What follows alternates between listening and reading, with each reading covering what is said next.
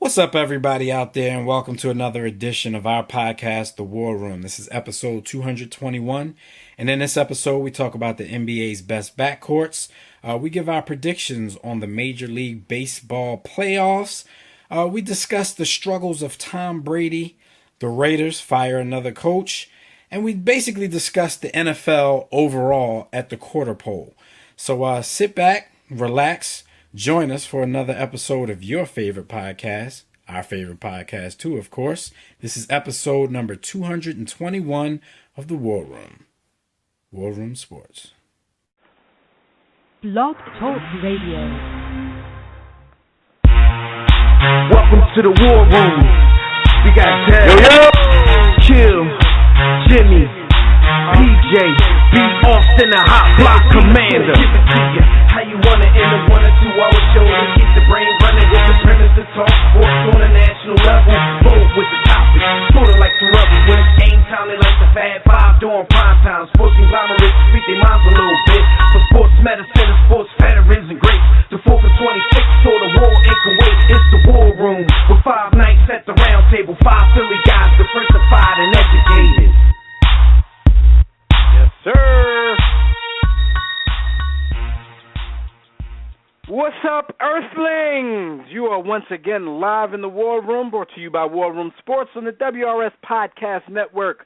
I'm Devin McMillan, and I'm here with my tag team partner, Jimmy the Blueprint Williams. We got a great show for you. We reached the quarter pole in the NFL, so we'll recap the first 4 weeks and look ahead to Week 5. So join us right now in that JW Philly Realty chat room at blogtalkradio.com/The War Room, or join us on Facebook or Twitter at War Room Sports, because as usual, we want to hear from you folks and get your opinions on all the topics as well. You can also call us directly when we open up the Digital Extreme Tech hotline. That number, as usual, is 323-410-0012. Before we get started, you know we got to remind you guys about the great shows on War Room Sports Podcast Network. You can get to the network from our main site, that's warroomsports.com, or you can get there directly at WRSPN.com. You'll find shows such as The Broad Street Line, with hosts Roy Burton and Chris Domingo, the Gaffer and Hooligan Soccer Podcast with Kamal Hilton and Aaron Nielsen. Sports Trap Radio is back with Brandon Pemberton and Anthony Green, and a whole lot more. You can also check the listings over at fatsradio.com, because all of our sports shows are syndicated on PHATZradio.com. So you can check the airtime over there. Check the listings for your favorite WRSPN sports shows, including our show, The War Room, which airs Sundays and Tuesdays at 3 p.m. Jim, what's up, man? What's going on, man? Man, you already know, man. Getting back to real life, you know what I'm saying? Was on jury duty the last couple of days, man. I actually got picked for a trial and sat there during the trial, you know what I'm saying? Duty. Kind of crazy, criminal trial and whatnot, man. But, you know, what it made me realize is that people are stupid, and it's not just on Facebook and Twitter, but they're stupid in real life. It manifests itself anywhere you go. I got a question for you, man. Yeah, is our show considered blackish? What would you be considered blackish? Yo, shout out to the people hating on the show who've never seen it, yo, because most people that I talk to hate on the show, haven't watched it, and I always find that to be amazing. Like, yo, it's similar to like when the sports, when people criticize games, and you be like, yo, so you watched it? No, but he stinks. No. Like, yo, but you didn't watch it. But I had heard. So if you guys out there don't know what we're talking about, of course, ABC has a new sitcom starring Anthony Anderson, Tracy, what's her name? Ross? Ross. Yeah, Tracy Ellis Ross. Larry Fishburne and some children. It's about a black family, and the title of the show is Blackish. Black-ISH. A lot of people now, when this first started to advertise a while back, a lot of black people in particular were kind of offended by the title. We hadn't seen the show. We hadn't even got an explanation on what the title might have meant. And, a lot of people made their decision already. And now that the show has actually aired, I've seen articles, I've been in conversations. Just like Jimmy said, most of these people haven't even watched the show, and their opinions are so strong that I just don't understand how you can be that critical of something that you've never, ever taken the time to see, hear, or anything. It's crazy to me, man. But like you said, they do it all the time. You know the worst offenders of this is? People who comment like on politics and have no idea of what the issues are or what they're talking about. They just hear stuff, so they repeat it. Yeah, and politics these days is like sports anyway. So, but you hear it's in sports all the time as well. Like especially people who watch highlights, they watch the top 10 plays on ESPN and will comment on every game. Think they're well versed on everything that happened in sports that night. Yeah. Yo, do you remember? An example of what you're talking about. You remember when a lot of Republicans were going around calling Obama a socialist, and then they were actually asking people on the street, what's the definition of a socialist, and they couldn't really tell you. Yeah, absolutely, man. Like, yo, it's crazy though, because this happens all the time, and it's so hilarious. Like, it's nothing wrong with not knowing. I'm quick to say, look, I don't know nothing about that. Like, I feel like in talking to people today, nobody wants to feel like they don't know anything. Everybody's like an expert on everything. And I understand we have Google, but having Google doesn't make you an expert on everything. But there's nothing wrong with not knowing certain things. Like, I know what I know, and I don't know what I don't know. Yeah, and it's just it's lazy to me because you don't really know, but you heard somebody else say something, so you're going to say what they say, even though you don't have a clue what you're talking about. I'll give you a sports example. Every time LaShawn McCoy from the Eagles gets a negative carry, everybody's talking about how all the teams are loading the box on him because Deshaun Jackson isn't there. So you go back and watch the film on the Eagles games, all four of them, ain't no team stacked the box on the Eagles yet. First of all, they run a spread offense, so it's difficult to load the box against a spread offense. It can't just be that the offensive line is struggling and Shady might be struggling a little bit. It can't be a struggle. It all has to go back. Everybody has to sound smart, like they're Ron Jaworski, and say it's because of Deshaun Jackson, because he takes the top off the defense. Terms that they hear on TV. Don't know. It's lazy rhetoric, man. All I got to say is if you're interested, and if you want to jump into the conversation about this particular sitcom, that's what people are forgetting, that it is a sitcom, so they're getting a little too serious on the criticism. At least watch it first. And that's all I ask of people. I personally like it.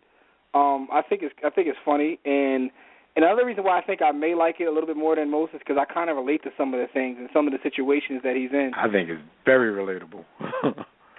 You know what I'm saying? So because I can relate like that, you know what I mean? Like that's why for me, you know what I mean? Like I like the show, but it is what it is, man. Some people. You know how it is, though, Jim. If it's not the Cosby Show, then it's not up to our standards. But even that's revisionist history. Like you know what I'm saying? Always. Like I'm old enough to know when the Cosby Show started, the criticism that show got, how terrible it was to begin with. People forget how bad the Cosby Show was originally, and over time it became what it became. But and bringing it back to sports again, because sports is an analogy for life. We can always do this all day long, but we talk about Michael Jordan all the time, and what his legacy is. People forget in the beginning when he was considered a gunner, he was considered a loser, he'll never beat the Celtics, he'll never beat the Pistons. People act like that stuff just doesn't exist, man. So the same reason that everybody hates Kobe, like Mike went through the same thing, and but they forget that. Like you said, it's revisionist history. Do you think when Kobe finally hangs it up, maybe 10, 15 years from now, he'll be looked at different? Well, it depends on who prevails. You know what I'm saying? Because Kobe is polarizing. Kobe has, he got the sycophants. He got the stands that go overboard on what Kobe is. Yeah. And then you got people who hate his guts for absolutely nothing that has anything to do with basketball. So whoever's voice is stronger in the coming years is going to determine his legacy. It was the same way with Mike. Mike won the hearts of so many people through basketball, through advertising, through, shoes and all that kind of stuff, that the voices of dissent slowly started to die out. And now Mike is to the point where he has never made a mistake on the basketball court. Like, Mike never missed a shot. I always wondered that about Kobe. Like, what will happen with Kobe in the future based upon that, man? And it's going to be interesting, man. But, the 43rd president, George Herbert Walker Bush, actually, George W. Bush, he said that history tells your legacy, not what people think right now. Because, he's always been criticized as being the worst president ever. The reason Obama was elected is because Bush stunk. And he was like, listen, you can say what you want to say right now, but history will determine my legacy. And I guess he was speaking along these same lines. As time goes on, things seem to change. So we shall see, man. Anyway, man, that's enough of that. Let's talk about some topics that happened while everybody was on the grind this past week. And for those listening for the first time, while we were on the grind, is brought to you by the good folks at DirecTV. If you'd like a better TV experience than cable has to offer, including the NFL Sunday Ticket, which is going to be there a lot longer, go to our website, WarRoomSports.com, click on that DirecTV logo, and get you some DirecTV. Call yourself a sports fan, how could you not have DirecTV? A lot longer indeed. And what Jimmy is talking about, everybody, if you didn't know, the NFL and DirecTV have extended their little partnership for another 8 years. The rights fee was worth an average of $1.5 billion per year, which is up 50% from the $1 billion per year average that DirecTV is paying through this season, which is, the last season of the old contract. So basically what Jimmy just told you, if you call yourself a sports fan, especially an NFL fan, you got to go get DirecTV because the Sunday Ticket, which in the last few years we thought was not going to be exclusive any longer after this, is going to be exclusive at least for another 8 years. So if you want to watch all the football you can and not just the Red Zone channel, they have that too, but that's in addition to all the other stuff that they have. Look, man, y'all got to go get that. And plus, if y'all go get that, then DirecTV going to have to re-up with us as well. It's funny. So it's look funny, out for the cookout. Help a brother out. Because I had the Sunday Ticket, and what I realized this past week is I've come to appreciate the Red Zone channel more. But between the Red Zone channel and the Chaos channel, you know what the Chaos channel is. That's all I watch. I never watch any individual game. I've never watched any individual game. See that, but I feel what you're saying, Jim. Like the Red Zone channel as a supplement is cool. But how people go around like, the Red Zone channel is the greatest thing since sliced bread. I don't have to watch anything but the Red Zone channel. I ain't got no damn choice. That's also part of, culture, too. Like, people have ADD, so they wouldn't be able to watch. People don't want to see, just show me the scores. So people have ADD. But what I'm saying is to be able to dissect the game is amazing. But I looked at this story in terms of DirecTV and the NFL was interesting on so many fronts because I love reading, the business news. And what I found interesting was AT&T put in their bid to buy DirecTV and told them, yo, if you don't keep the NFL ticket, we're pulling back our offer. That was the biggest part of the offer. Exactly. So, therefore, on the NFL's end, they knew that, and it was like, all right, well, we need some more of that chicken. And this is also another reason why Roger Goodell isn't going anywhere. Roger Goodell can make all the mistakes he wants from a social standpoint. He is lining the owner's pockets and lining his own pocket at the same time. He's made so much money for the owners that, they're literally profitable before they get out of bed at this point. And a lot of this happened under his reign, so he's not going anywhere. Yeah, and plus, in addition to that Red Zone channel, Jim, back to that, they got they have a Fantasy Zone channel now on the Sunday Ticket. So it's basically the same thing because they do live look-ins and stuff, but it's more from a fantasy perspective, and all the scrolls and all the conversation is about fantasy football. So right. And even outside of that, we're less than 30 days away from the NBA, which you can also get the NBA League Pass on DirecTV. So you can get everything. You know what I mean? We'll talk a little bit about all those. But however, you need to do that. Yeah, but but you still can get it there too. Anyway, for the cookout. Let's move forward though. Let's move forward. Yes, sir. I can't hear you, Doc. Can you hear me? Yeah, there you go. All right, no doubt. My bad. The Lions tight end Joseph Fourier says he injured his ankle while chasing his puppy. His puppy was getting ready to urinate in the house, and he didn't want urine in his house, obviously, so he went to stop the puppy and injured himself. Interesting. What do you think about this? Me? What do I think about it? Well, we don't believe you. You need more people. And the reason I say that, because this injury happened last week, and it was one of those things where you just come back to the facility with an injury, and for, most of the week, nobody had I don't know if he told them this story right away, but reports were that, nobody knew how he got the injury. So then this story popped up this week, and it seems like one of those crafted stories from athletes when they were probably doing something that they weren't supposed to be doing when they got injured. So they come up with the dumbest story that they could possibly think of because it's the quickest thing they can think of. So this dude, claims that he was chasing his dog. His dog is a Pomeranian Husky mix named Little Ruffio. Yeah, Little Ruffio got his own Instagram account. Shout out to, so he said, shout to Little underscore Ruffio on IG.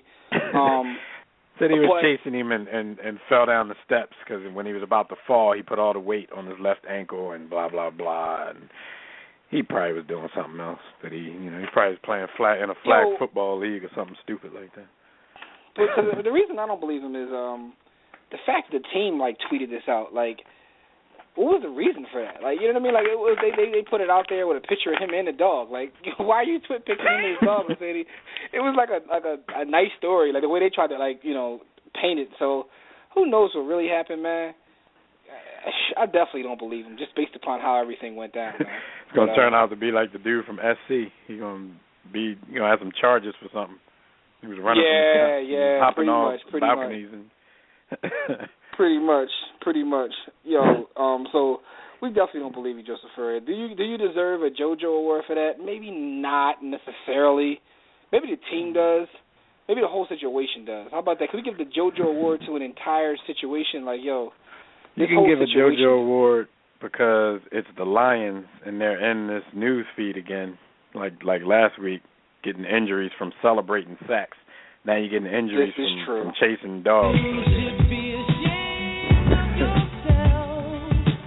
Shame.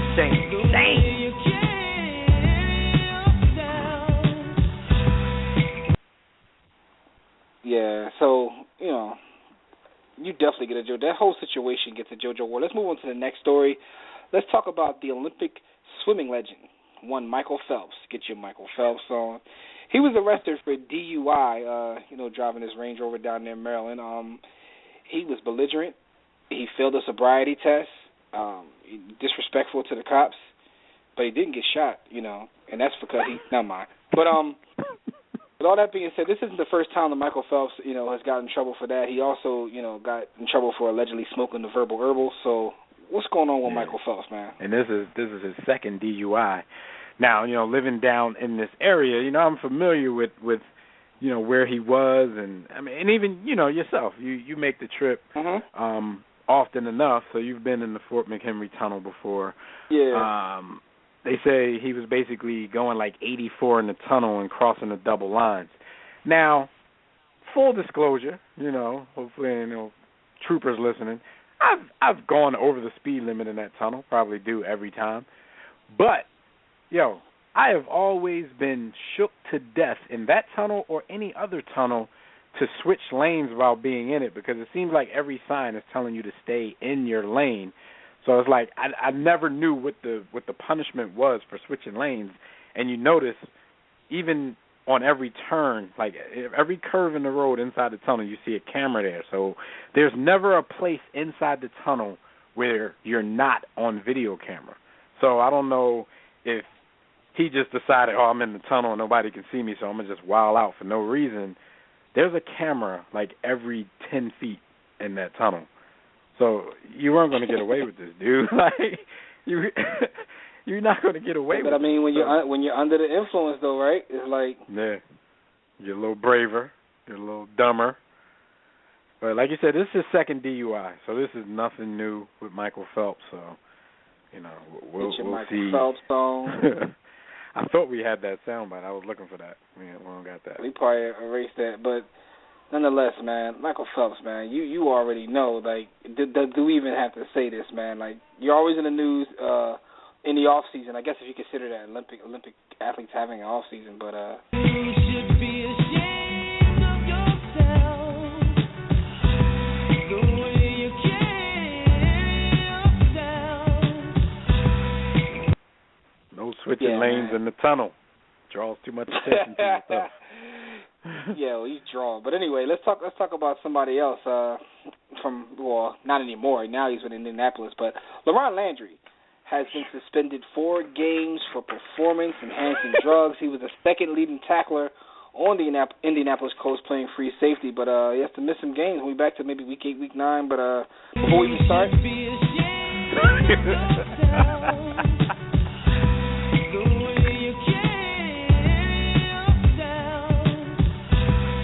Yo, Jim, my question to you is, what took him so long to fail the test? Like, what kind of masking agent did he have?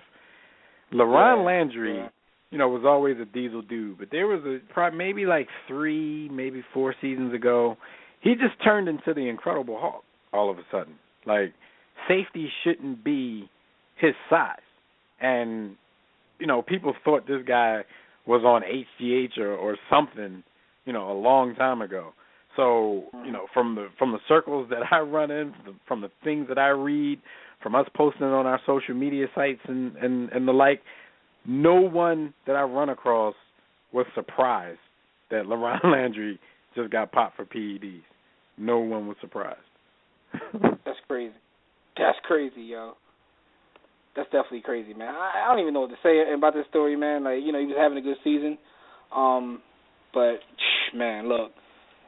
Athletes these days that still get suspended for this thing, I guess it's sort of like, a risk they're willing to take. Look, if I get caught, I'll get this, but if I get away with it, this is what's going to happen. So they continue to do it. Like, specifically within baseball, it still bothers me. I don't know, for some reason, baseball still, to this day, still bothers me more than football. I don't know why. Maybe it's because the steroid era kind of, like, ruined the game and still, like, it has a cloud over the game. But when they still get caught these days, man, it's like, come on, cuz. Like you said, it's a risk that they're willing to take. It's like unprotected sex. These dudes can't stop doing it.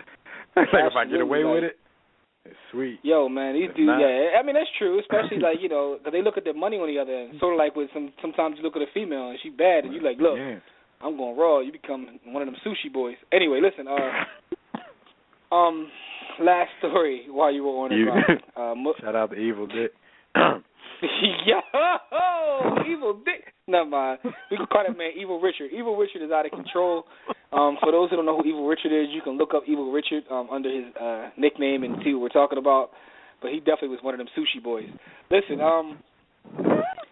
there's a Muslim player in the NFL for the Kansas City Chiefs who was actually flagged for praying in the end zone. Now, we all know that there's been a lot of Christian players in the NFL who scored touchdowns and done things. Deion Sanders, most notably Timothy Tebow, and they were never flagged for that. And this guy was flagged. The NFL came back out and said it was a mistake, kind of like threw the ref under the bus. But, I guess more education is needed. What do you think about this? Yeah, definitely more education is needed. When it first happened, before the NFL came out and made their statement, though, you know what the sentiment was in public, because everybody kept using Tim Tebow as the alternative, saying, they did this to him and they don't do it to Tim Tebow. First of all, when Tim Tebow was still in the league, it wasn't even a rule. There is a rule against this. It's not a rule First off, Tim Tebow against ain't prayer. Enough, but that's either here nor there. Yeah, exactly. It's not a rule against prayer, but the rule is about touchdown celebrations, and you cannot go to the ground during a touchdown celebration. Now, I saw 2 other people do it this weekend and got flagged for it. In this particular case, that's all the refs saw, the guy going to the ground.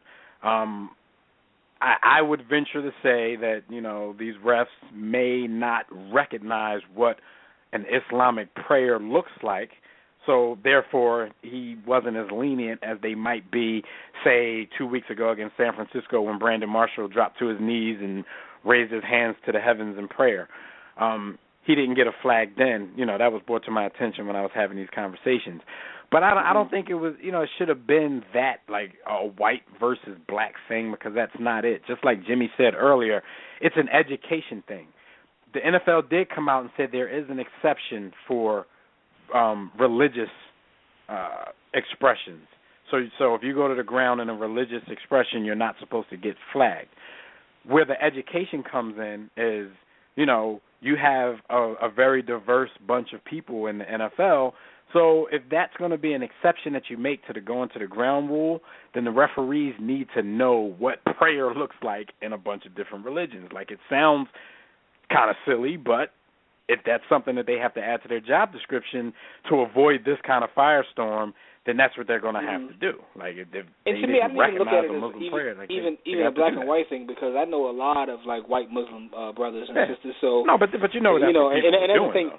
Yeah, absolutely, but it's also one of those things, where that showed ignorance as well, because Islam isn't a black religion. It isn't a religion of people of color. It's a religion all across the world. People of all walks of life are Islamic, but what I found interesting is also some of the ignorance that came out on the other side. Not even arguing for him, but arguing against him. Like, I've seen people even go as far as to say, "Well, if him and his people didn't knock down the towers, it wouldn't." I'm like, yo. Like, yeah, I saw that.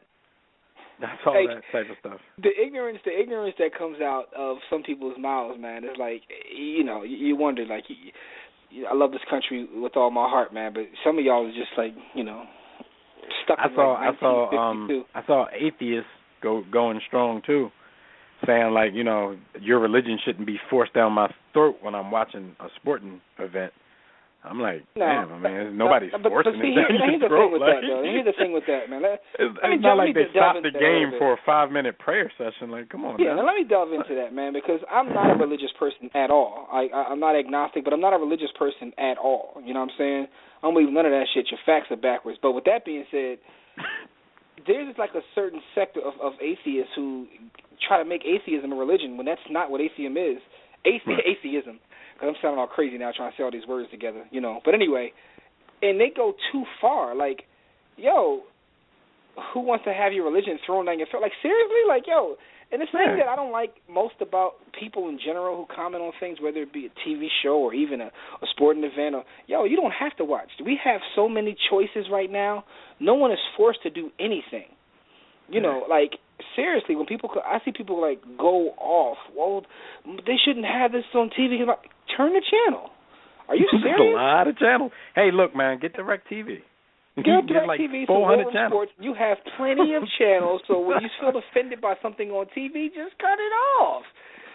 Just cut it off, man. But, at the end of the day, man, this was interesting because the one thing I'll always enjoy and appreciate about sports, especially Monday Night Football or the big event, when things like this happen, it gives us an opportunity to have these kind of dialogues, which are needed, because people are afraid to talk about the real topics. So, but it's also interesting to see just how ignorant people are and just how misinformed, because not that I'm informed about anything, because I learn a lot of things too, just by having the conversation. So, and sports brings these things up.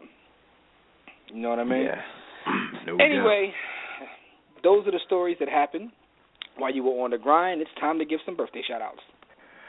All right, it is birthday time here in the War Room. I'll let you guys know who's having a birthday this week. And as usual, birthdays are brought to you by Digital Extreme Technologies. Do you or your business need a custom website? Well, for dynamic, professional, and most of all, affordable custom website solutions, you need Digital Extreme Technologies. No need to break the bank for an effective online presence. Top-quality, results-driven websites at an incredibly affordable rate. Financing options are available, so you can put something on it. Visit digitalextremetech.com or call 267-205-4203. And for discounted rates, as usual, make sure you tell them War Room Sports sent you. It's my birthday, yay! All right, birthday shout-out to one of our hometown fellas, Aaron McKee, former 76er, former Laker, Blue. former Piston, former Blazer, former everybody. Former Temple Aaron Owl. McKee, Temple Owl, Aaron and Eddie, turns 42 today, so shout out to Aaron McKee. Former Washington quarterback Mark Rippon turns 52. Shout out to Mark Rippon on his 52nd birthday. Former NFL running back Amp Lee. The only reason Amp Lee wasn't really much in the league, but the only reason, he's still recognizable is because his name is recognizable. Amp Lee His name turns is Amp 43. Lee. He usually has 6 letters in his whole name. Shout out to Amp Lee. And shout out, speaking of the steroid era in Major League Baseball, shout out to Mark McGuire. You the man. Yo, let me ask you a question real quick, Dev. Mm-hmm. And shout out to Skyview Kevin, who's in our chat room, who's a Raiders fan, who doesn't see many touchdown celebrations at all. But he says he thinks that it should be open season on any kind of celebration, maybe except with the Randy Moss moon. What do you think about that? How do you feel about celebrations overall? Open season as far as letting them just go just crazy? let them. I see, everybody, the no fun league is what they call it, and this and that. Like, I'm different from a lot of sports fans because a lot of sports fans watch the games for that, like that type of entertainment. So for me, I'm kind of indifferent, but I will be the first to tell you that when there were no sanctions or any rules against this, certain things, it started to get out of hand. You got people planting cell phones inside the goalposts and markers in their socks, and it started getting crazy with the props. So I can understand some stuff, like the whole going to the ground rule. Like, it wasn't meant to stop people from their religious expressions. It was meant to stop cats like Chad Johnson from jumping on the ground and using the pylon like he was in a kayak or a rowboat or something. So, certain things, it started to get out of hand because it was a game of can you top this. A lot of it was funny.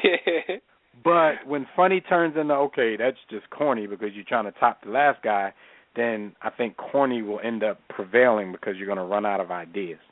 Yeah, it reminds me of that In Living Color skit where they had, like, I think it was, as a matter of fact, I think it was the Raiders, where they were, like, literally had the whole team rehearsing touchdown celebrations at practice.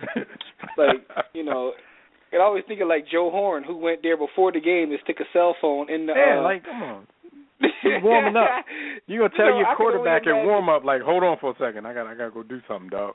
I can only imagine how far it would have went if they, didn't start putting these penalties in there. Like, it was hot because he ended up scoring, but, what were they going to have this year? Then, like, somebody's going to hide a tablet somewhere, or they're going to give it to the person in the front row? Somebody was going to literally just murk themselves right there. Like, He's going to laugh Boy Scout themselves. But at some point, a selfie was going to be involved. At some point. Absolutely. I swear that, like, Sharpies have been around forever, but T.O. did so much for their brand that day. They owe him some money. Yeah, T.O. shouldn't be broke, man. Sharpie needs to do the right thing. Sharpie needs to do the right thing. Why is T.O. broke? Do the right thing. All right, man. So, I want to give a nice War Room salute to all of those folks on their birthdays. Real quick, everybody, before we get into some hot topics, you can check out our website at warroomsports.com. While you're there, sign up for the War Report. That's our weekly newsletter. Sometimes it's bi-weekly. We don't even send it out every week. So just sign up because we're not going to bombard your email account with a bunch of emails. While you're on our site, though, click on the Contact Us tab to send a message about our company, our show, to inquire about sponsorship and advertising opportunities, charity, any kind of events, any kind of business you need, hit us there. You can also hit us at info@warroomsports.com. That's our email address. And while you're browsing the site, click on the memorabilia tab, buy some War Room Sports merchandise. Look out for the cookout. Click the blog tab to read our latest articles in the All's Fair in Sports and War blog. Then you can click the respective icons and tabs to like our Facebook page where we talk sports all day, every day. Follow us on Twitter where we do the same. Subscribe to our iTunes podcast or watch our videos at warroomsportstv.com. Listen to the network shows at WRSPN.com. And you can download our free War Room Sports mobile app to get everything I just mentioned all in one place on the go. Join the JW Philly Realty chat room right now during the show at blogtalkradio.com/The War Room. To enter the chat room, just sign up for a free profile on Blog Talk Radio. If you don't want to do that, you can sign into your Facebook and Twitter accounts, and while you're at it, click follow. That'll get you updates every week about the show and reminders. We'll be taking questions and reading posts from Facebook, Twitter, and the chat room during the show like we do every week. But if you want to call in and speak with us directly, dial the Digital Extreme Tech hotline at numbers 323-410-0012. Just press 1 when prompted. If you're already listening from your phone, just press 1 if you want to talk. So while we're waiting on, anybody who might want to call in and talk about this week in sports, we're going to get into some hot topics. But before we get into hot topics, Jimmy's going to tell you who hot topics are brought to you by. Absolutely. If your schedule is too hectic to read as much as you want, try audiobooks and kick back and let someone else do the reading for you. all you have to do is visit Audible at audibletrial.com/warroomsports, and in no time you can be listening to the latest bestsellers hands-free, stress-free, while getting other things done at the same time. I'm a personal fan of Audible. Right now I'm listening to a book called Goldfinch, which is long as all hell.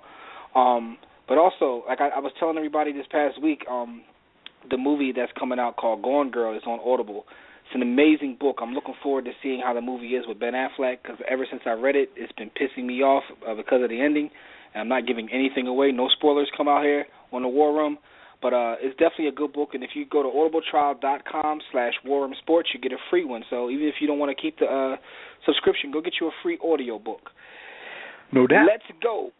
All right, and before we get into these hot topics, you guys, you college football fans know that this is usually the time where Fred Perdue, our Miami Hurricanes insider for Sports Talk Florida, he usually comes on and gives us college football games of the week. Steady Freddie couldn't make it today, but he is still the hardest working man in college sports, and he sent us his big games, his picks, and even some brief analysis on some of the. I'll let you guys know, if you're into college football, if you're into betting, I'll let you know what's going on this week in college football through the eyes of Fred Perdue. This week is a big week in college football, and it's a lot of games. So he gave us 3 games with analysis, and then the rest he just gave us picks and scores. So let's start off with Miami versus Georgia Tech. He's an insider for the Miami Hurricanes, so we definitely get a Miami update every week. He has Miami winning this game 21-18. Keys to the game: Miami has to stop the run and convert on third down. They have to, and to win the game for them on offense, they have to run the ball and be more consistent in their play calling. And then we have number 19, Nebraska, going up against number 10, Michigan State. He has Nebraska winning he has Michigan State winning this game 31-17. He says this will be a defensive matchup early, and there will be fireworks late. So we will see how that game plays out. Number 6, Texas A&M versus number 12, Mississippi State. He said this is a coin flip matchup. 11 a.m. local start time, and the player to watch in this game is Dak Prescott for the Mississippi State quarterback. This is the player to watch, and he should be the one that makes you tune in. So check out Dak Prescott in that Mississippi State versus Texas A&M game. Here's some rapid picks. You got Alabama 24-17 over Ole Miss. Close game late, but Bo Wallace makes a boneheaded mistake late that cost them the game. Arizona 31, Oregon 38. Stanford 17, Notre Dame 20. Florida 14, Tennessee 17. LSU 17, Auburn 21. And Oklahoma State 28, TCU 14. I'm sorry, there's one more. NC State 7, Clemson 31. So those are your rapid picks, your games of the week from Fred Perdue, Miami Hurricanes insider for Sports Talk Florida. Jim, let's get into some of these hot topics. And the hottest thing going on right now is the MLB playoffs. As we speak, the Detroit Tigers are down 3-2 to Baltimore in the top of the third in the American League Division Series Game 1. We had the wild card games earlier this week, which I basically call play-in games because I have some thoughts on that. I know we probably spoke about it a little bit last year, but what do you think about the whole wild card format where it's a one-and-done situation to actually, play in a postseason series? It's funny you said it. I was having this conversation last night. I was talking to Monica. She said it's kind of stupid when you look at, during the course of the year, everything's about a series, and then they have the one game.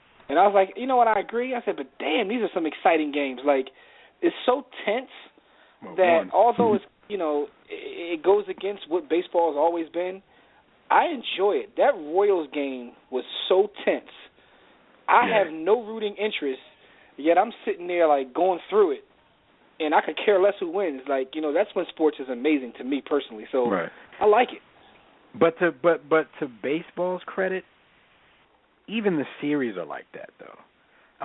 And I agree with the point that she made. It's like it is. Unless somebody's dominating somebody. Other than that, you're right. It's like the very essence of Major League Baseball is a series. Like teams play 50, 51 series throughout the season, and then it all comes down to one game, basically a play-in game to get into the playoffs. I just think it's kind of, unfair. I mean, like you said, the Royals game the other night, the Royals versus damn, I'm having a brain freeze right now. The Royals played the A's.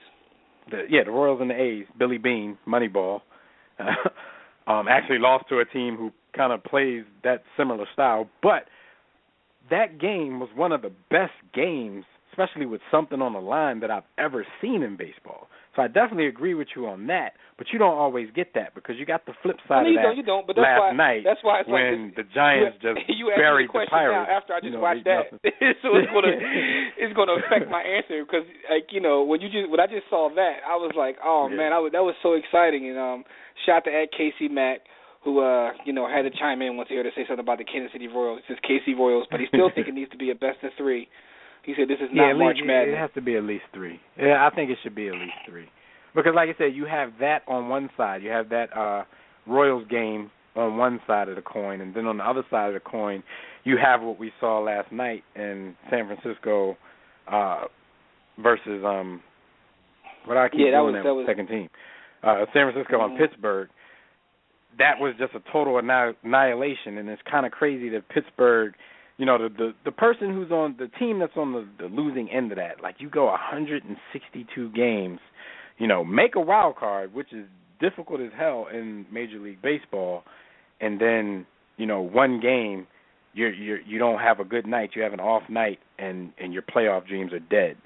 At very least, I think it should be a best of 3 series. But no, talking about that Royals A's game, that was one of the best games I've ever seen.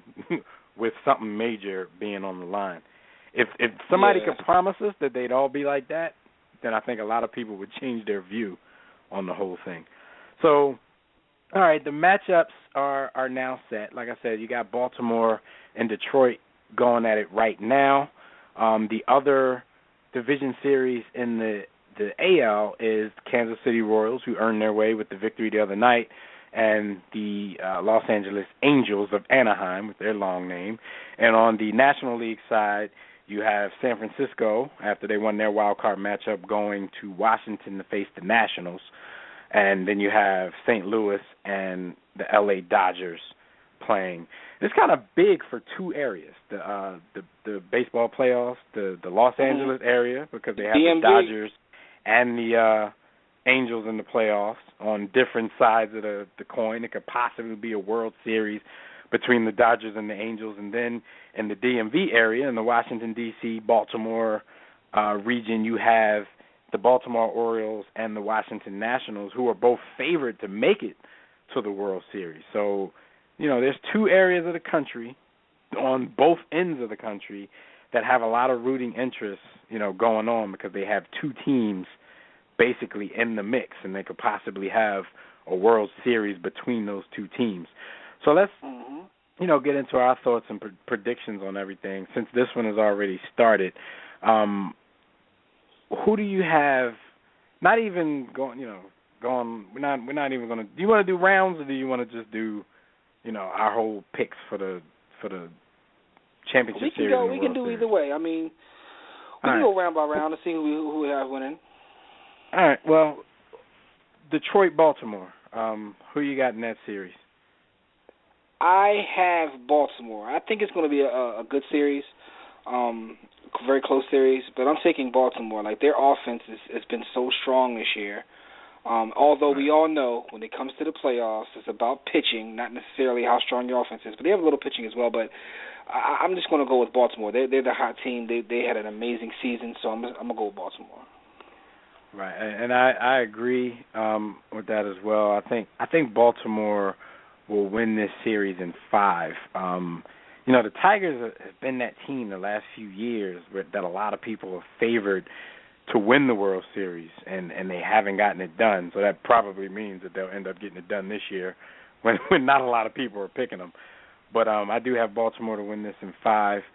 We all know about the suspension of Chris Davis. They need this series to, they need to go ahead and win this series if they expect to get him back and into the mix for the playoffs.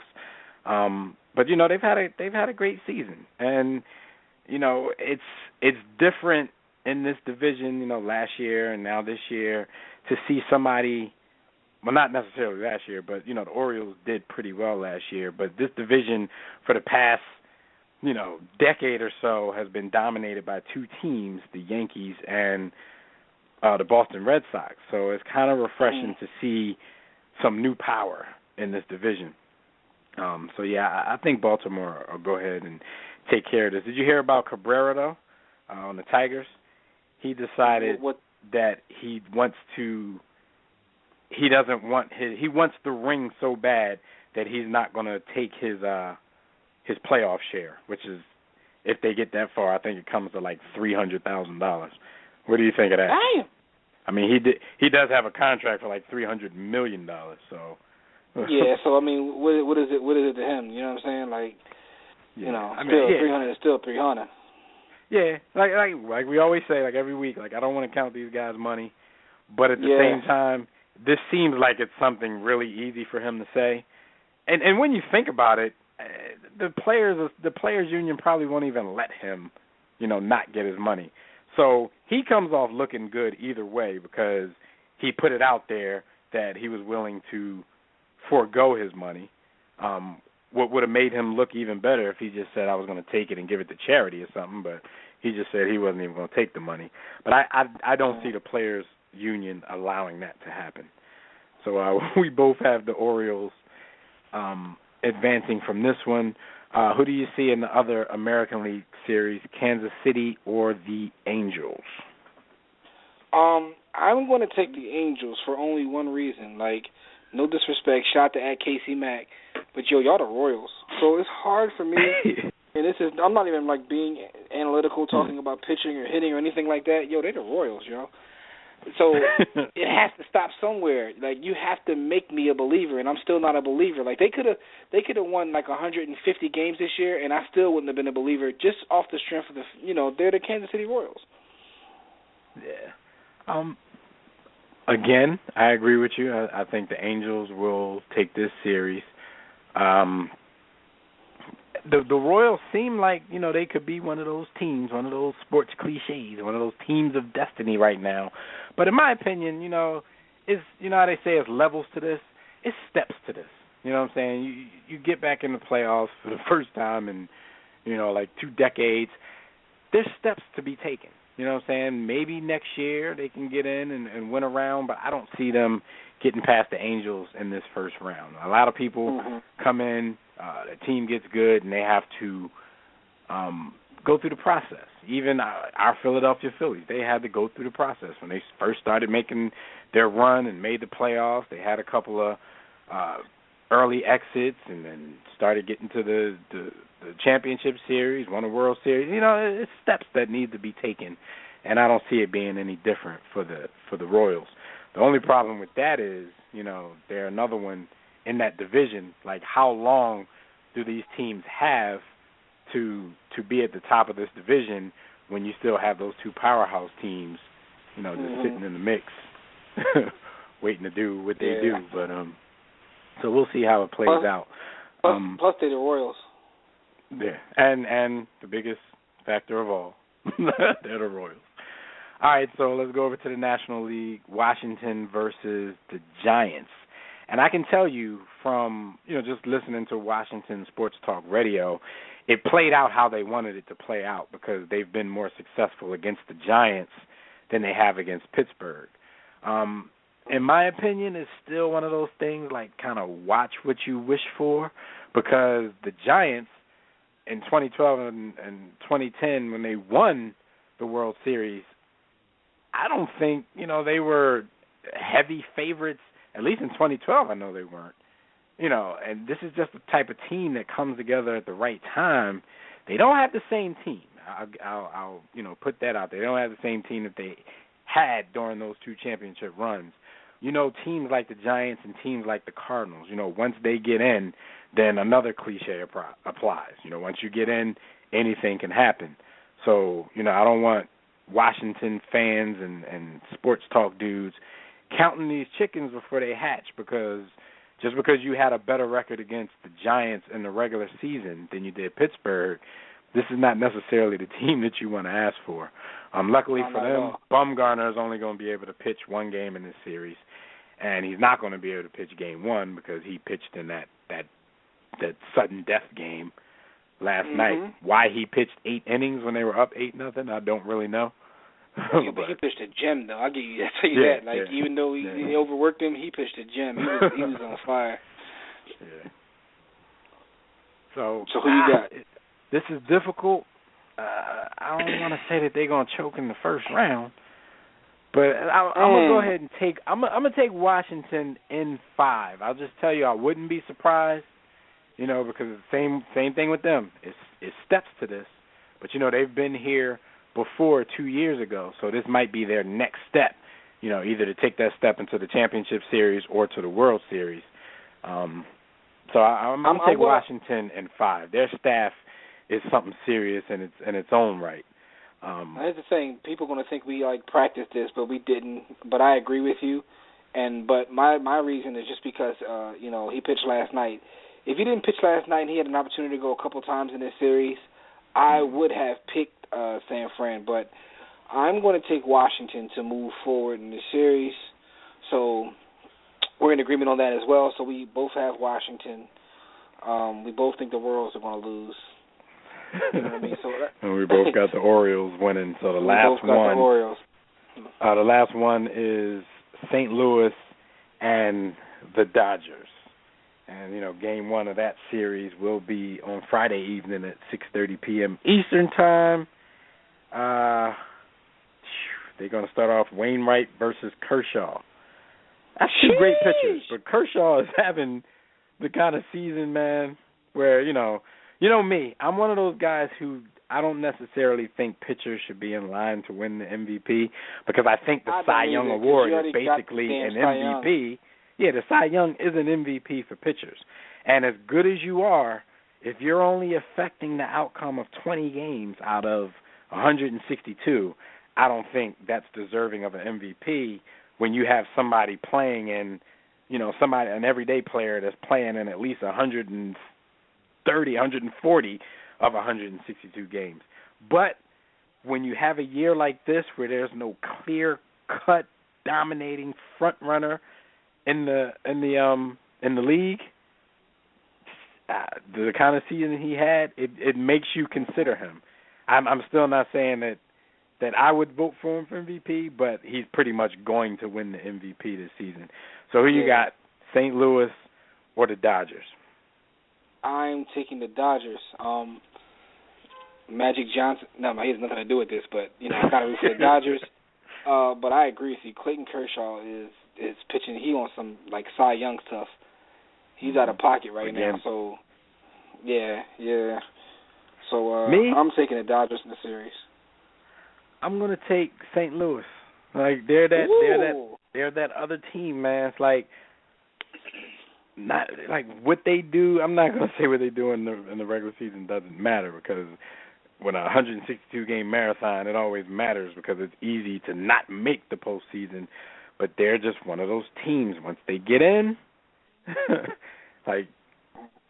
even when they're not favored, even when they're not supposed to do something, they are always a threat. And I'm not going to take the Giants in the upset, but I am going to take St. Louis to beat the Dodgers in 5 games. I'll just say all of these series to go 5 just to make it easy on myself. So I say 5 games, St. Louis beats the Dodgers.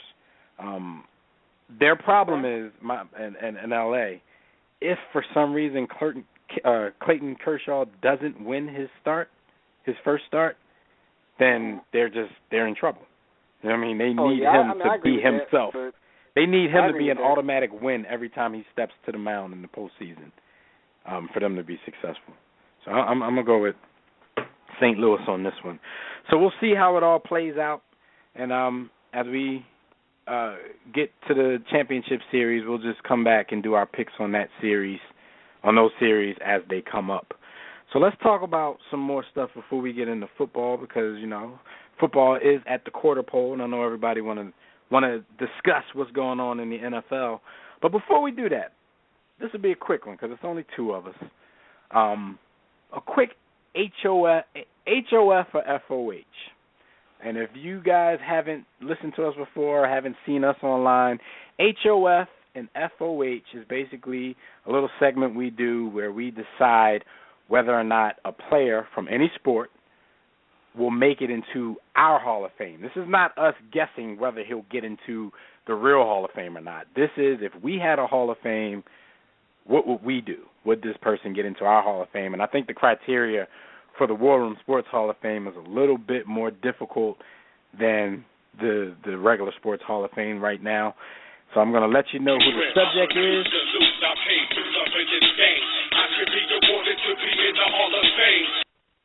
Adam Dunn has called it quits at just 34 years old, Jim. 34 years old.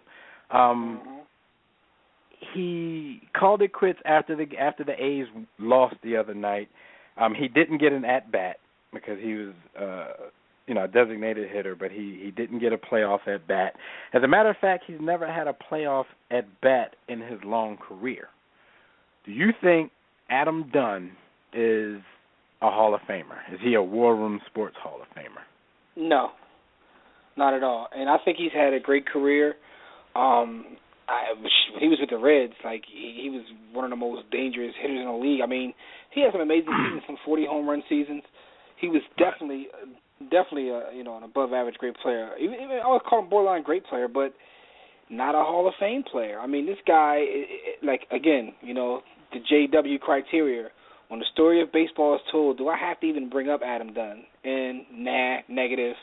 So, although I think he's had an amazing career, I don't think he's Hall of Fame worthy. Right. So 14 years, 237 average, 2,379 strikeouts, 1,317 walks. His big statistic and why his name would even come up in this question is because of his home run totals. And he has, for his career, he has, I believe, 462 home runs. Yeah, but he never hit that 500 mark. Right, 462 home runs. So I'm gonna go. I'm gonna agree again. We've been agreeing a lot tonight. I'm gonna go FOH on Adam Dunn because, like you said, he's always been, a slugger. King Kong hit the ball out of the park. But I don't know if Adam Dunn, struck fear into opposing teams because you knew that there was a greater chance that you were going to strike him out than, him doing any real damage to you. But at the same time, baseball is a numbers game. And even though he had 462 home runs, that's not like that automatic error. Like you said, 500. And he's only 34, so, I don't really see why he couldn't stick around for a couple more years to chase 500.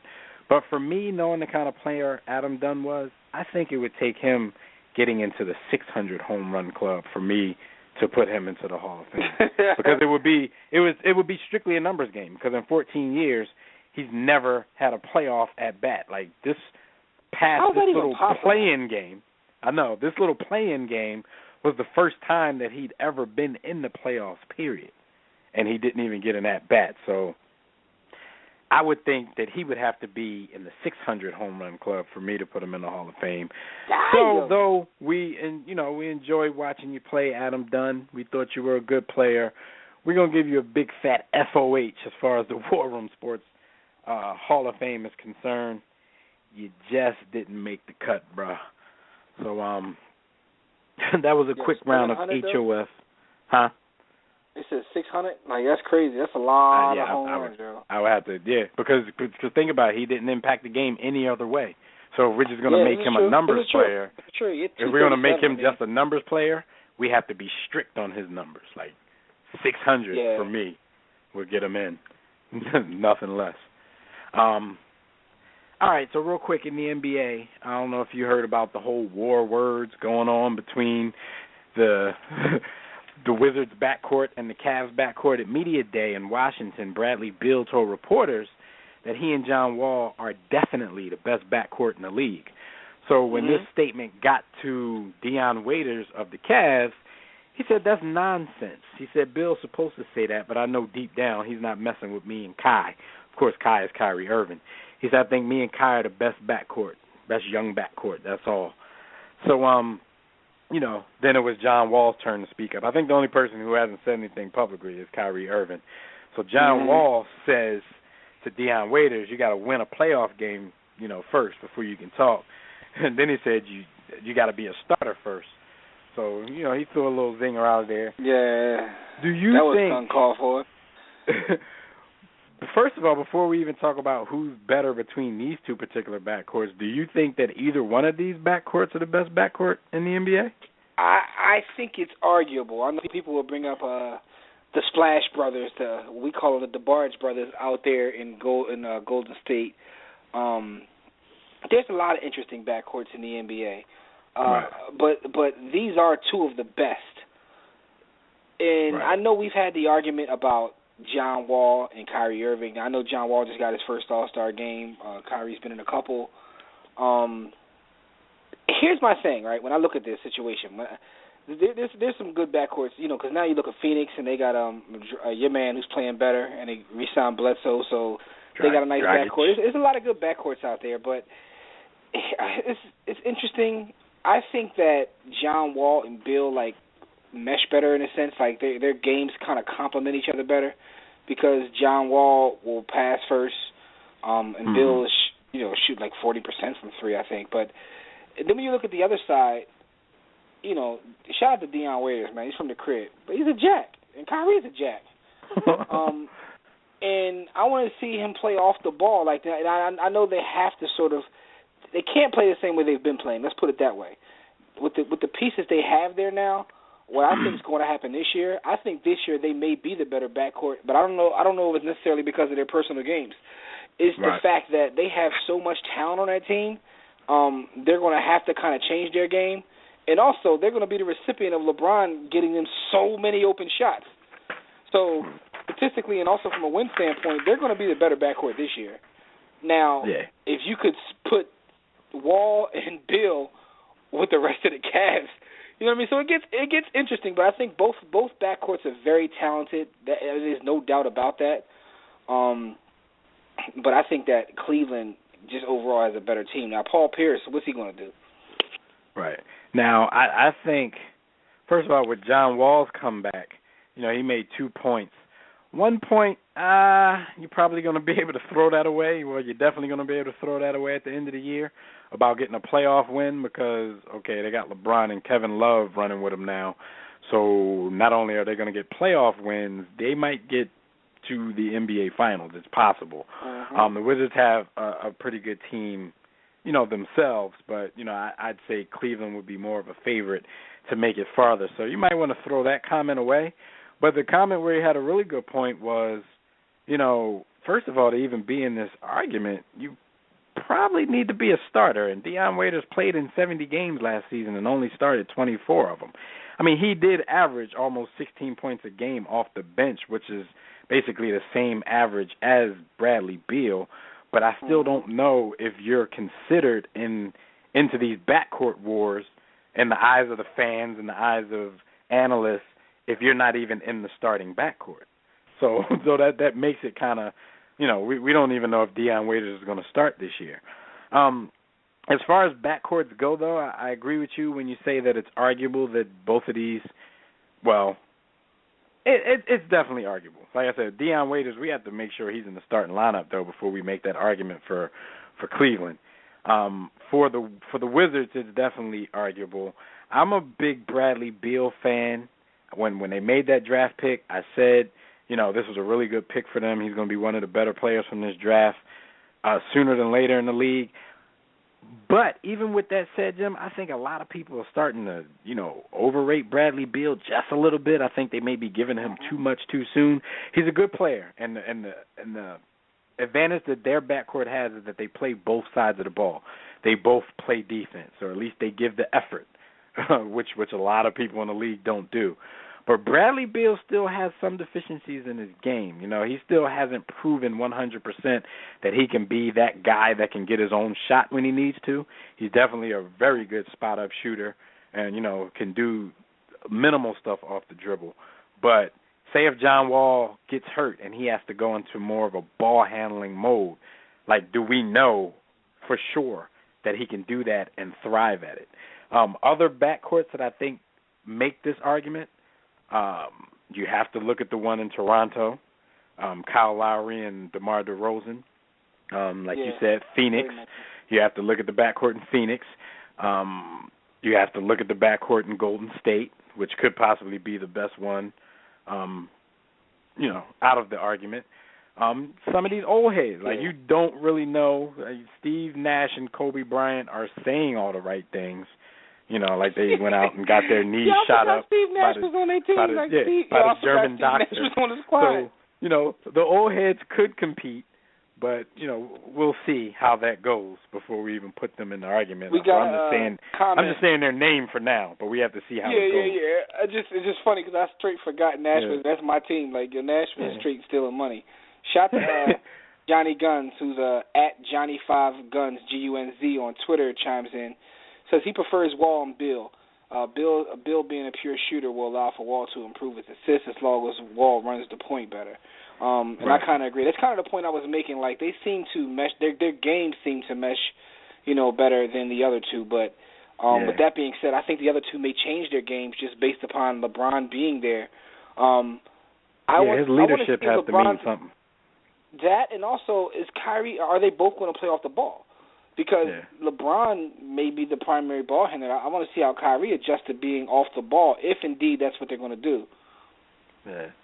They keep they're not answering it full-fledged, but they keep kind of denying that and saying, you know, this is still Kyrie's show and LeBron is going to play off the ball more.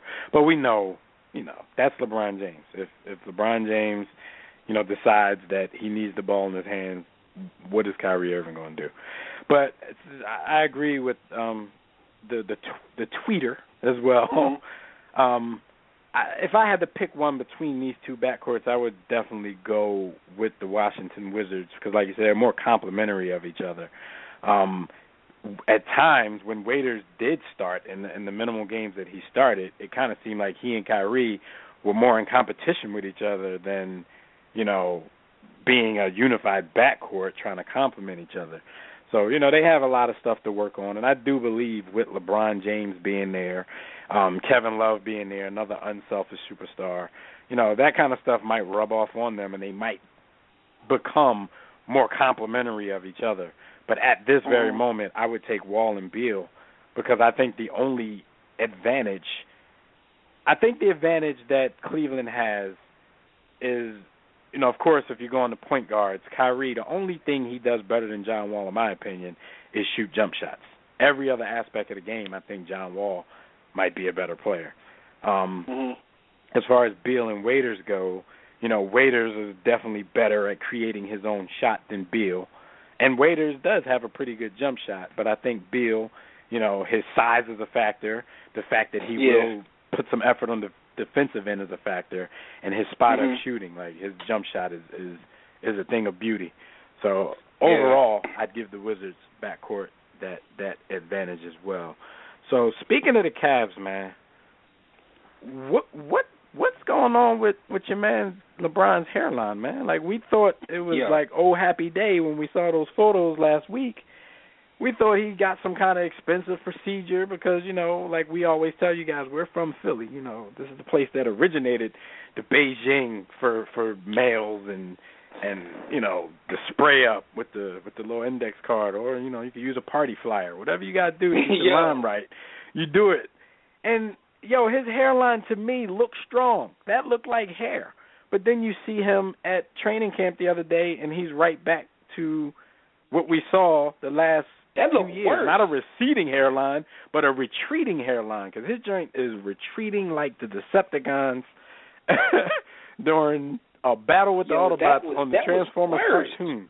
Yeah, It's crazy. So that was a hell of a Beijing job. It must be like hair in a can, because I could have swore I saw strands, and not just. Man, it wasn't no Carlos Boozer.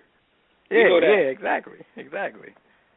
I saw strands. That picture from practice, though. Yeah. Like, when you showed it to me, I'm like, all right, this can't be real. Somebody had superimposed an old photo of LeBron, but it's enough media outlets have, claimed to have live pictures of him, like recent photos of him, and they said it's looking like it was before. But that's the best Beijing job I've ever seen, because I swear to you, I saw strands, man. Yo, I don't know why he just doesn't cut that off, man.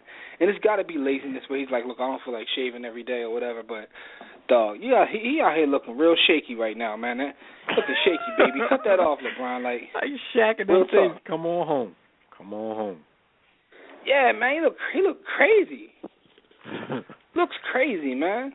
What did you think about the Cavs and their what do they call it? The burgundy and gold scrimmage? The burgundy and gold scrimmage that had like 17,000 people in attendance. Yo, 17 racks came out to see a scrimmage.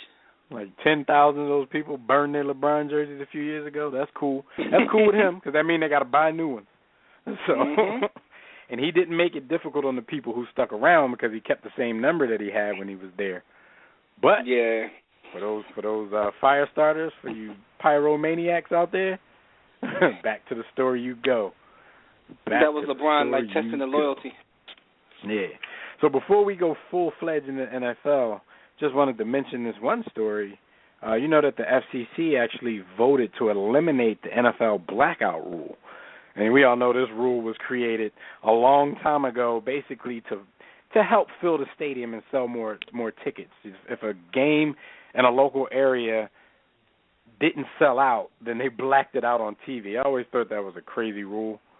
But yeah, and the NFL fought this. The NFL are still in opposition to this, but I'm thinking, like, as much money as they make from TV revenue, how are they even fixing their mouths to argue the blackout rule? Like, it was never a fair rule to begin with, but because people aren't buying tickets and going to the game, you can't punish the people at home, especially in this day and age when it costs you a small fortune to take your family to the game.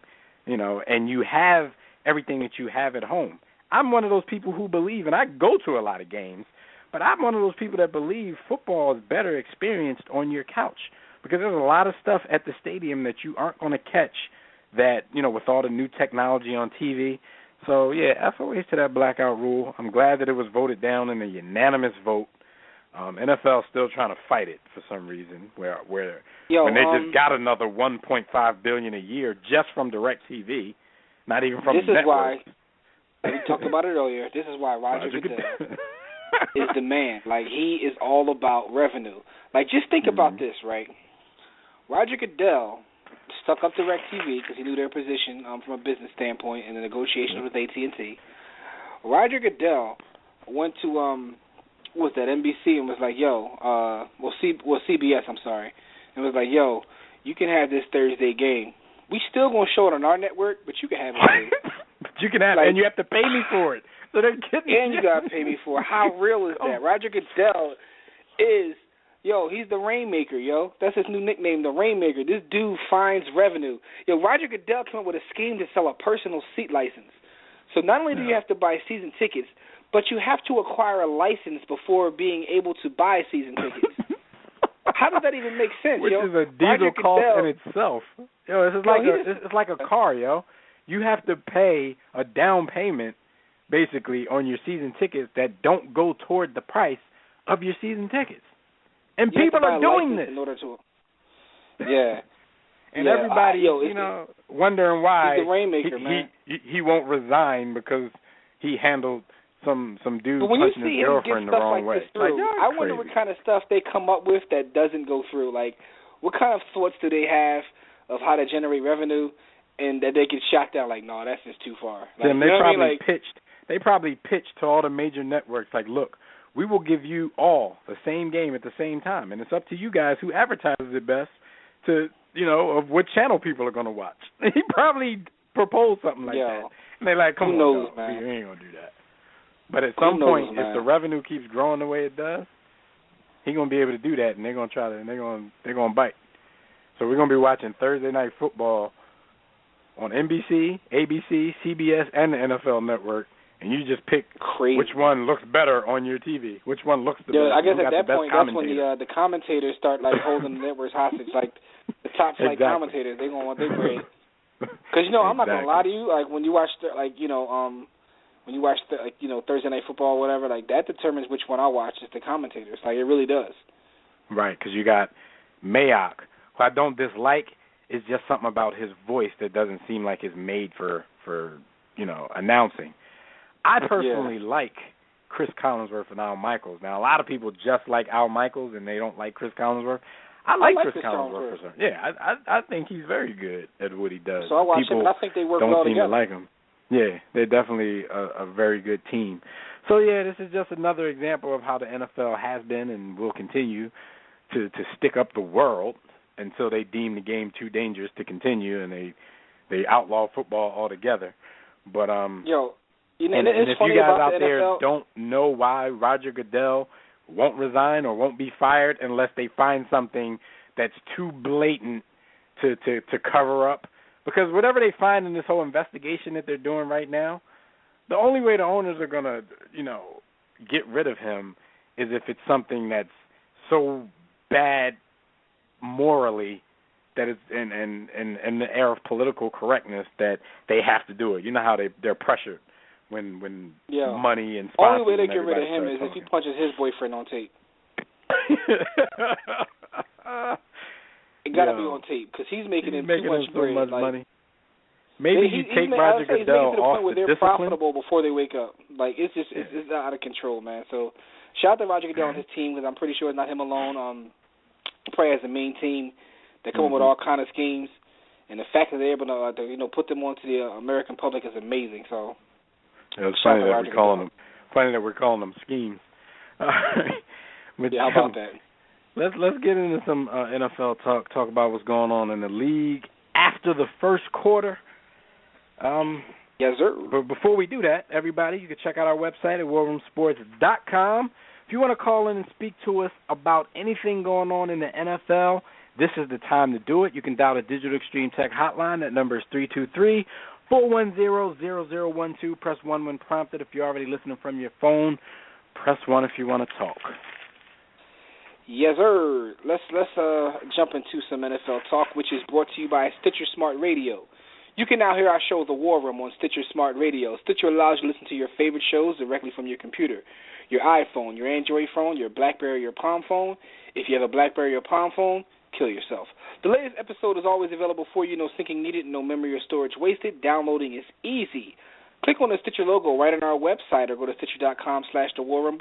Hey, but listen, if you are listening to us on Stitcher, remember, we come on every Thursday live, but you can also hear us podcasted on Stitcher. Just want to throw it out there for our Stitcher listeners. Anyway, let's talk some foosball. Oh, man. Cowboys cornerback Claiborne. Got to say that 10 times. Cowboys cornerback Claiborne. We've been talking about him this season, and it's never for anything good. How about that? 2 weeks in a row. Yeah, he's out for the season with a torn patella tendon. I don't know if it's karma, but what do you think about this?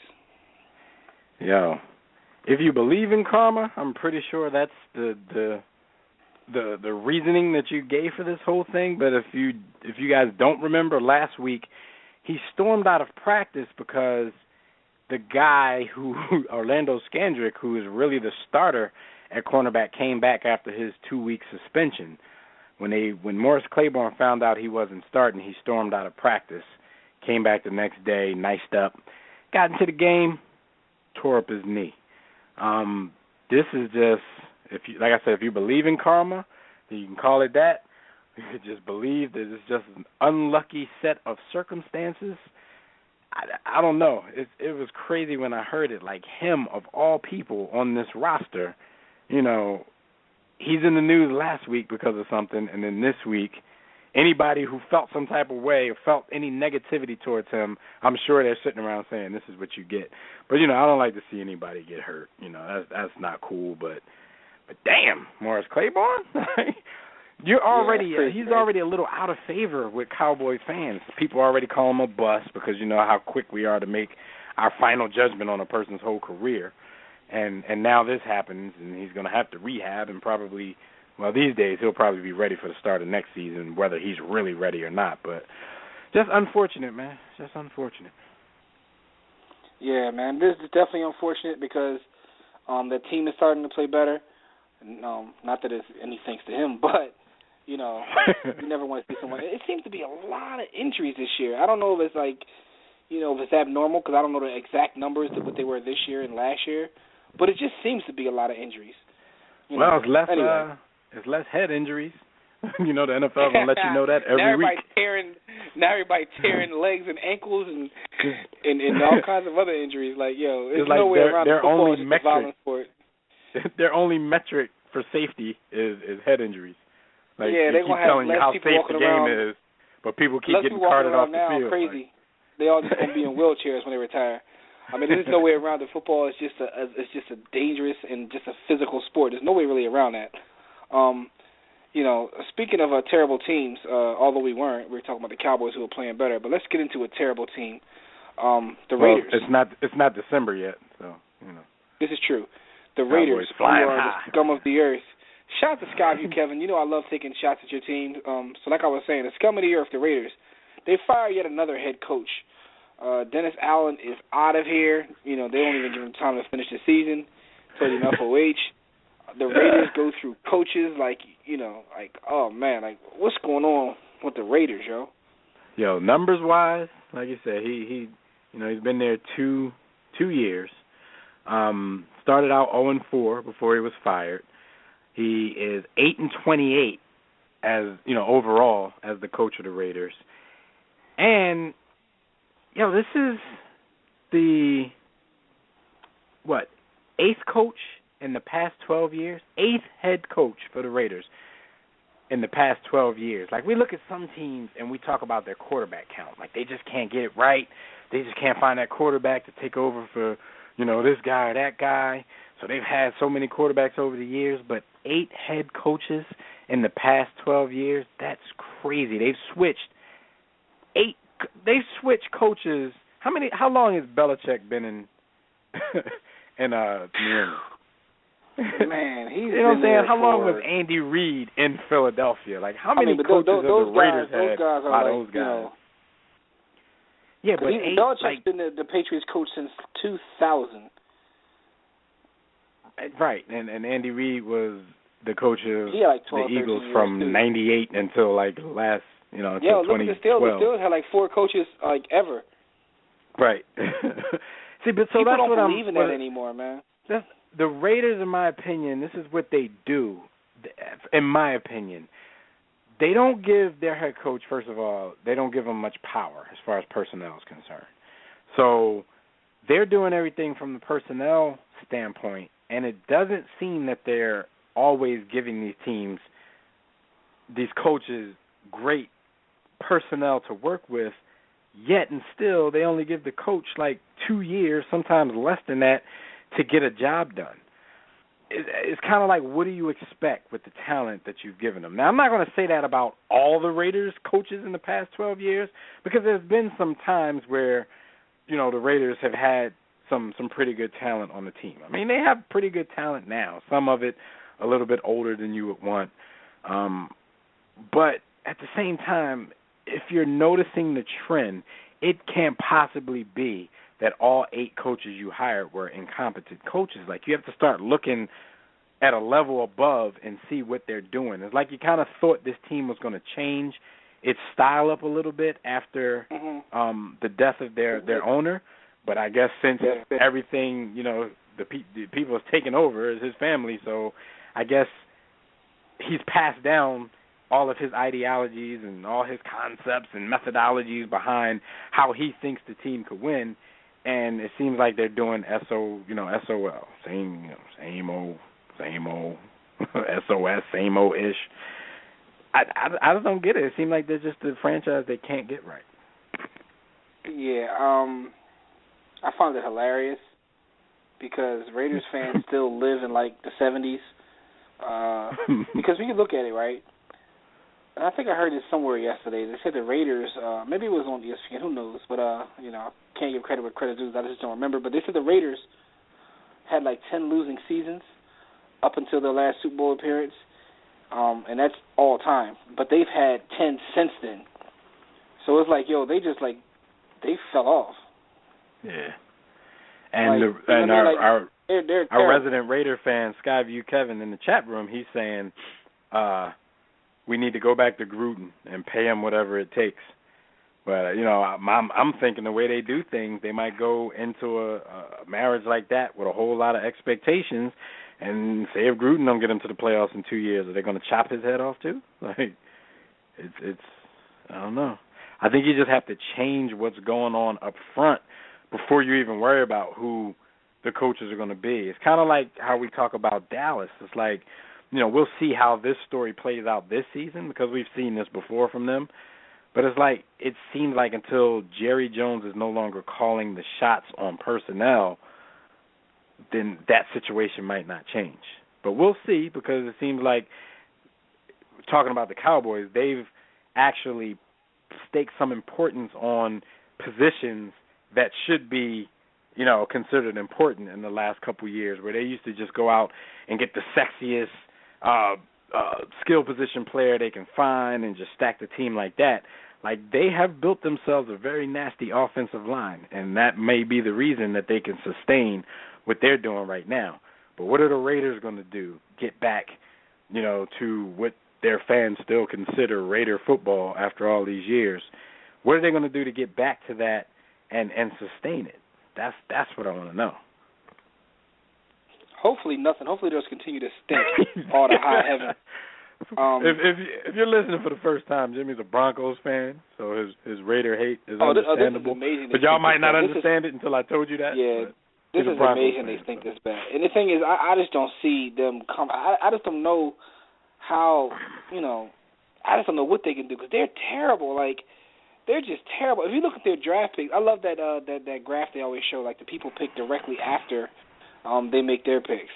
You know what I mean? Like, they could have had Aaron Rodgers. They could have had so many different people. Like, and their fortunes could have been completely different. Then again, you never know with football. They could have drafted Aaron Rodgers. He could have been out of the league by now. They could have ruined Aaron Rodgers. Picks like Hayward Bay. Well, you could have got him like 2 rounds later. They took Jamarcus Rubbish before Megatron. They could have had Aaron Rodgers and Calvin Johnson on the same team.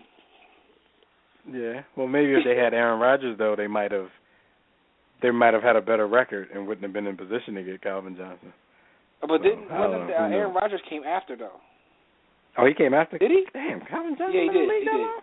Because Calvin Johnson didn't lead off. Calvin Johnson was the second pick after Rubbish. Oh, yeah, because they picked the quarterback. Yeah, but they could have had Calvin Johnson and then Aaron Rodgers. I tried to give the Raiders the benefit of the doubt. I'm sorry. Oh, imagine that. Imagine those two, yo. Thank God they're incompetent. So, shout out to the Raiders, man. Y'all stink. Anyway, moving forward from that, Week 4 was very interesting, man. We had 2 young quarterbacks, E.J. Manuel, who was benched, and Teddy Bridgewater, who... Rodgers was there first. Rodgers was there in 2005, and Calvin came in 07. When Megatron come in? 7? 07, yeah. So he was there. Okay. I was about to say. I'm like, are they that? They still could have had them both. They could have set Rodgers for a couple years. Because they probably would have got Aaron and not put anything around him.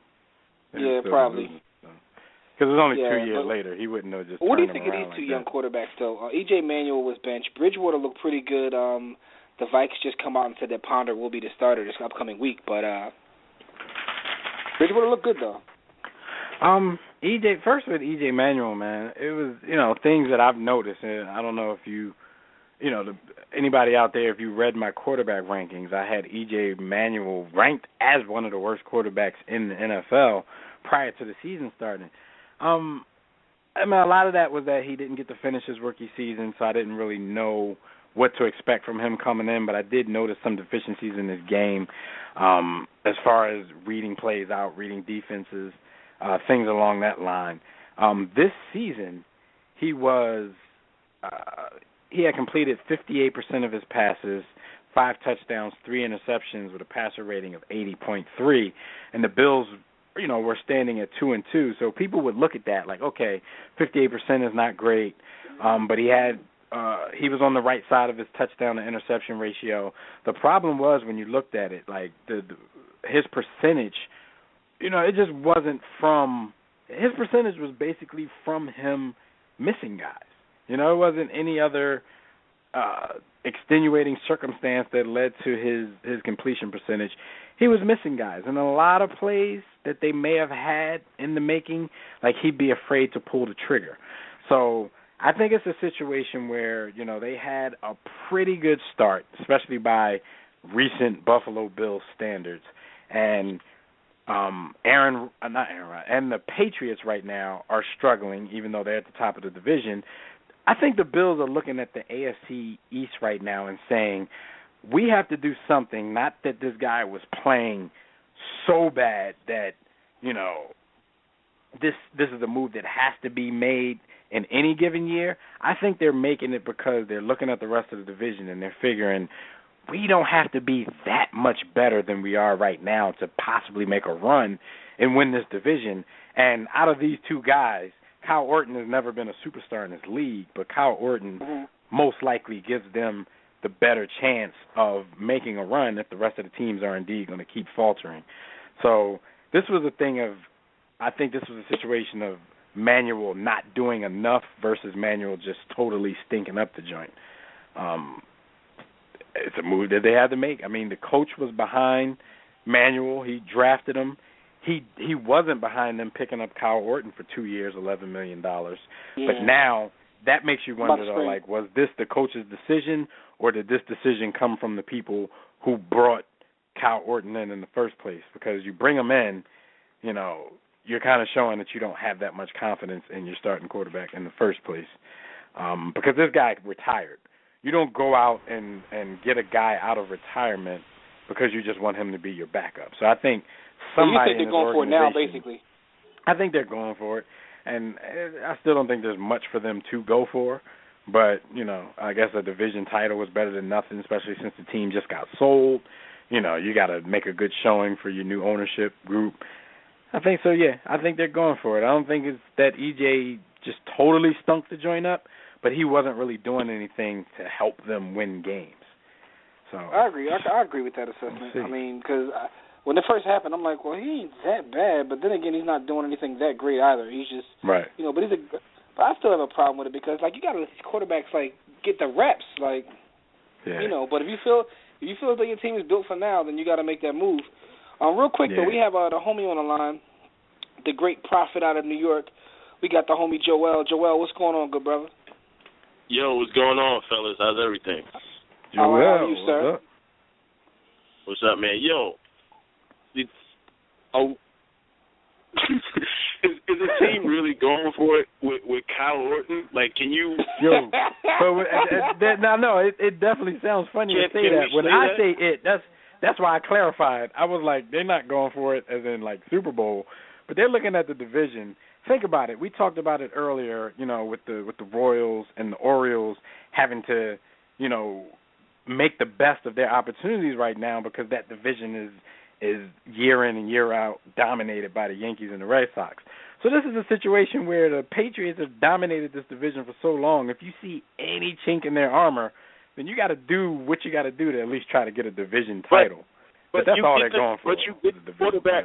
You get the quarterback who was benched for Tim Tebow to start for you.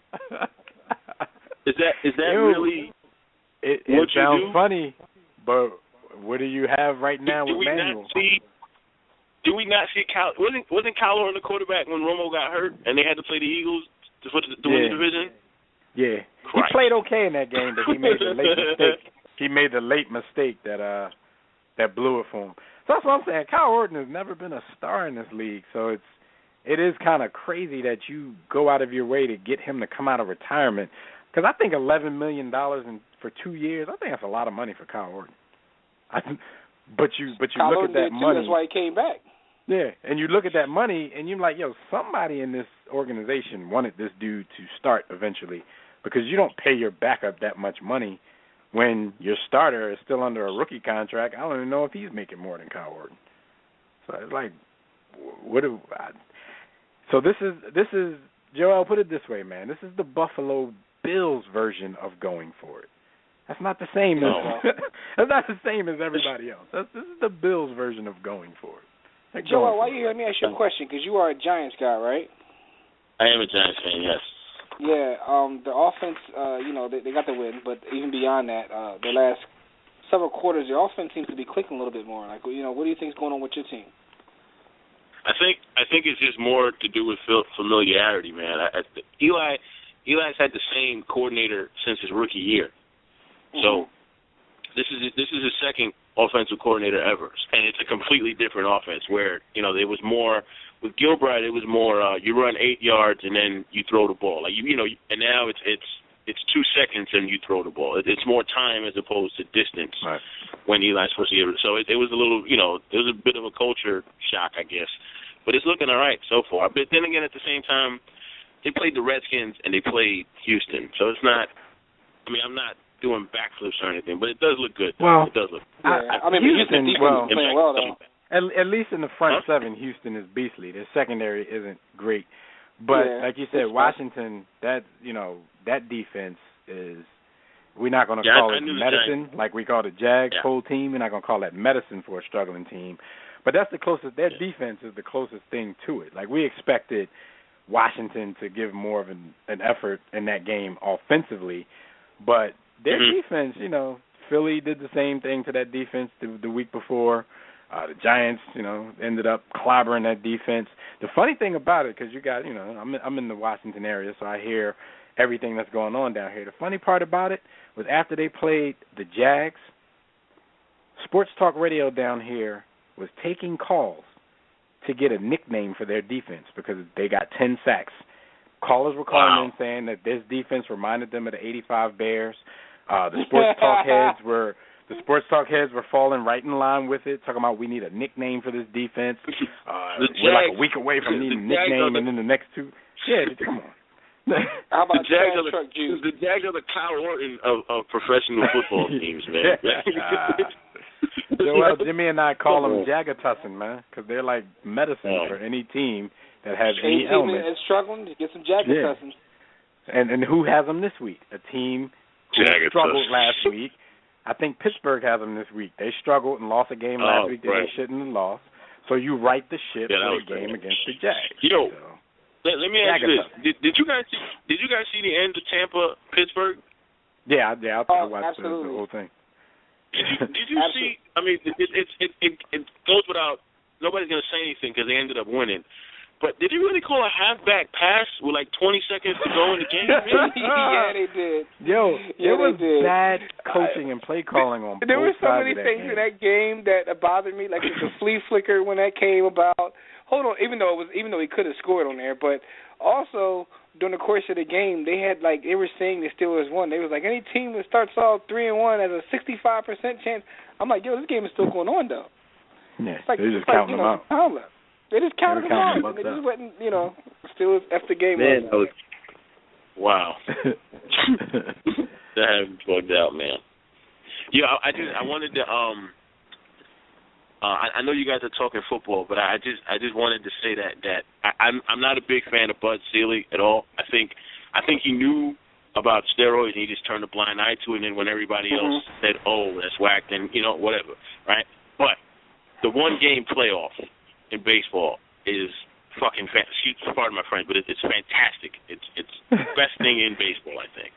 It's amazing. I think funny if you get a great game, but when you don't, it's like, what was that about? I don't know. But you normally do get a great game. I would say out of 10 games, 7 of them are going to be great because they're both going to play like there's no tomorrow. There's no way Kansas City tries to steal every base from the 5th inning on if they knew they were playing the next day. You know what I mean? Like they just every time somebody got on base, they were going. It was just crazy to watch, man. But yeah, I can see that. I mean, because in essence, it's a bunch of Game 7s. Yeah, I told them earlier. I was like, the funny thing is, like, usually I would disagree with it because I think they play series all season long. But after that Royals game, they won me over. That was I was so tense, Joel. I was so tense, and I could care less who won. Like, I had no rooting interest. Yeah, it was. Yet I'm still sitting here like, oh God, this is crazy. There was 2 outs in the bottom of the 9th, and he went to steal third with a lefty at bat. I was like, what? This is crazy. It was beautiful. I mean, it definitely has them playing more aggressive. So, if you could kind of get that kind of aggression in a 3-game series, then that would probably be great too. Except for the fact that we got to sit down and be tense and watch it for 3 games, but. It's a good tense, though. It's not. I mean, I see both sides of it, but I'm just like, it just goes against the very essence of the baseball season. But no, Bud Selig is another guy who gets a bad rap that should get a lot of credit for what he's done for the game of baseball. And, some stuff in there that people aren't going to like, but overall, the game is in a very healthy state. After his reign. So. I think just like people crap on Goodell. Baseball and football now. Yeah, I mean, their attendance, they've set attendance records for the past 10 years straight. Like, every year for the last 10 years, they beat the year before. So, it's in a very good state, especially to be an everyday sport. It's in a good state. I don't. The main thing was the steroids thing because I liken it to a police commissioner knowing that there's like 30 cops, and then when it hits the newspapers, now he wants to act like he's going to clean it up. That's how I like. And anybody would want the police commissioner to go, and nobody asked for Selig to go. That was crazy to me. But the wild card thing I think has been fantastic. It's beautiful, man, because it keeps attendance going. Guys, teams. Yeah. The Florida Marlins were like 6 games under 500 almost all year, but they got a little hot and they had a shot at making the playoffs. It keeps fans involved, man. Well, for the all the fans Miami Marlins have, but you know what I mean. That might have been a poor example of the team. How about they don't got no fans? They got 2 World Series and still ain't got no fans. Terrible sports. The Miami Marlins. That still sounds funny as hell. The Miami Marlins. All right. Yo, man. But yeah, I'll let you guys get back to your show. Thanks a lot, man, for having me. Absolutely, man. Anytime, Joel. You know that. All right, man. Scottie Pippen overrated. Scottie Pippen overrated. Tupac overrated. Jesus overrated. Good night, y'all. You got it. All right, Joe. Shout out to Joel, man. A long time ago. Points made there, man. A lot of great points made there, man. Like, the one thing you said earlier, which is true. I said that is baseball in the playoffs is amazing. So make sure you guys, even if you haven't watched one game during the course of this season, try to watch some playoff baseball. Believe me, you'll love it. Jump on the wagon now. This might turn you into a baseball fan. Absolutely. Well, we talked about E.J. Manuel and his struggles. Your quarterback, struggled for various reasons. The Eagles' offense looked terrible against San Fran. They somehow remained in the game through the special teams and defense. That sounds like an oxymoron in Philly. Defense kept you in the game. How about that? But the offensive line was putrid. I mean, it doesn't help that when Shady gets the ball, he starts doing the mashed potato before he does anything else. But the offensive line looked terrible. The offense in general looked terrible. What did you, as an Eagles fan, what's going on? Their struggles come from a few different places, and you named some of them. Of course, they were going in the battle against a pretty good front seven, even though they were missing some guys. They were going in the battle with 3 starting offensive linemen, not in the game. So, things I think had to speed up a little bit for Nick Foles in the passing game. The running game never really got on track because they just were getting, I wouldn't say dominated, but they were losing the battle up front. San Francisco were very disciplined in their gaps, and they weren't letting, Shady likes to, lull you one way, turn up field, turn a different direction and go the other way. They had like a lot of gap discipline. So everybody, the whole team wasn't running one way when Shady was running that way. So when he did try to do his cutback, there were people waiting for him. But the push up front wasn't great at all. So, there were people in the backfield as soon as the ball was snapped. And like you said, it doesn't help that Shady is not the type of runner who just picks a hole and goes for it. Like, he has to do his thing back there for a little while. And it's great, and this is a criticism that some Eagles fans have had, you know, the objective ones, that we've had even when he was doing great. Like, you love when he breaks through and makes big runs, but at the same time, especially in short yardage situations, you just want him to go. You don't want to dance on 3rd and 1 when, you know, the dancing is going to take you out of the realm to get the first down yardage. In the passing game, I think the situation was also related to the offensive line, but if you watch the game closely, Nick Foles missed on a lot of deep routes where guys, you know, had enough of a step to make a play if he puts the ball in the right place. And I think a lot of that comes from, you know, I think his mental clock is off because he's not expecting any time from the offensive line. Now, on several of those plays, he got hit, but there were some where he actually had the time, but he didn't take the time because I'm thinking in his mind, he's thinking, I got to get rid of the ball because my guys aren't here and I'm going to get hit. So a lot of times I think he's letting the ball go too quick because he's overthrowing a lot of people on deep balls.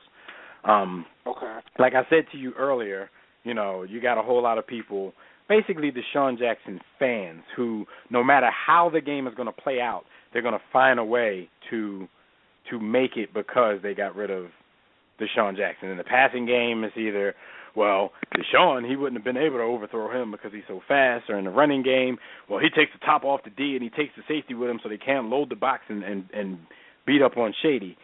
When the whole time I'm like, you know, are you people actually watching the game? Because if you count, there are 7 men in the box, which is normal. That's base. 4-3 defense, that equals 7. 3-4 defense, that equals 7. They're in the box. They're just winning up front. They don't need extra people in the box because they're winning the battle up front at the offensive line.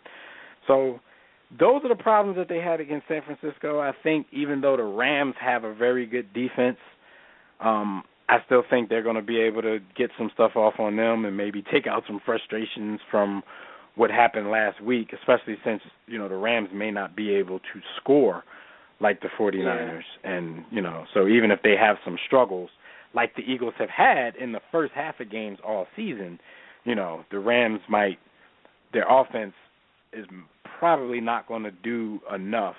And eventually, you know, the Eagles will probably get comfortable and do what they have to do. But I don't think it was just a problem in the San Francisco game. Everybody looks because they've been scoring so many points thinking that they haven't been struggling. But I think they've had these struggles all season, personally. Oh, yeah. Yeah, I agree. It's just something seems to be off, and I think the timing, which is part of their offense, is. One thing I don't think you brought up that bothered me was the play calling as well. Specifically at the end of the game when you're on the 1 yard line and you like go shotgun 2 times in a row. Come on, guys. You know. I understand that your running game is struggling, but your quarterback is 6'6", like 240. Like, run a quarterback sneak. You know what I'm saying? I'm pretty sure that might work just because it's going to catch the defense off guard. You know what I'm saying? So I don't know, man. I definitely think the play calling is a little bit suspect too, it's funny, especially in the red zone. And one of the worst red zone teams a lot of times in the NFL. I feel like the coaches they be on some like, yo, they don't expect me to do this, so I'm gonna do this. Like they be like playing mind games with themselves. Yeah, they overthink things. Like you have 2 shots from the 1 yard line. Like you get that in and you win a game that you weren't supposed to win, and you're 4-0, and you can, you know, focus on your problems. While like a lot of teams don't get to focus on their problems while they're sitting in great standing. Like a lot of people have problems and they're 1-3 or 0-4. You know, look at the Raiders; they're firing their coach because their problems are happening then. Like you had the luxury almost of winning that game and getting to, you know, if you weren't going to be complacent and not let that lull you into a false sense of comfort, you can work on your problems while being 4-0. So I think they blew a very big opportunity in that game. But yeah, I agree. You know, they weren't going to go 15. I don't think it's time because, you know, it's a lot of panic in Philadelphia. I don't think it's time to panic. But just like I didn't think it was time to celebrate because they were 3-0, because there was a lot of glaring weaknesses during that 3-game run. So I think it should be a work in progress every week, whether they're winning or losing, because there's some holes that need to be plugged up in the Eagles, offensively and defensively. Yeah, I definitely agree with that. Speaking of struggling, Tom Brady, a.k.a. Mr. Uggs. Struggling! He looked terrible. I mean, Donovan McNabb said he's done as a Patriot. I mean, he made that declaration already. What do you think about Thomas Brady and how he's playing right now this season? The funny thing about it is, I think Tom Brady and the Patriots offense has been struggling for the last two and a half seasons now. I think they've been struggling ever since the Aaron Hernandez laid the murder game down and got caught. I definitely agree. Because, after that, Gronk was hurt all the time, last year, Wes Welker left. Like, all of his weapons are leaving. But, me, I still think, wide receiver is one of the most dependent positions in the league. I don't think it's half as important as a lot of fans and analysts try to make it out to be, because I've seen Tom Brady at his best make some average wide receivers look good. I mean, I saw Troy Brown play well to the point where people name him as a great receiver when you have the argument about Tom Brady not having anybody to throw to.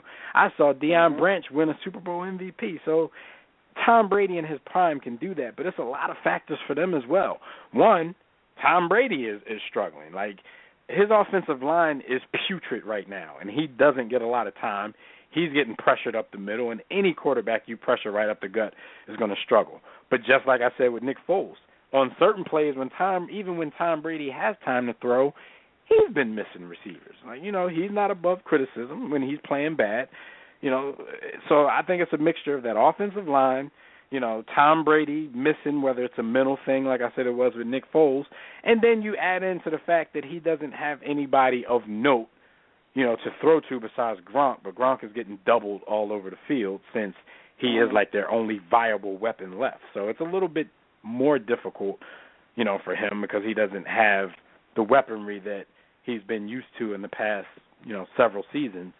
But yeah, I don't know. It's more that goes into it than just blaming it on his line and blaming it on his receivers. Tom Brady has to be, culpable in this as well. Yeah, definitely true. But, man. to be honest, though, he's definitely struggling. They're struggling. Their running game looks bad.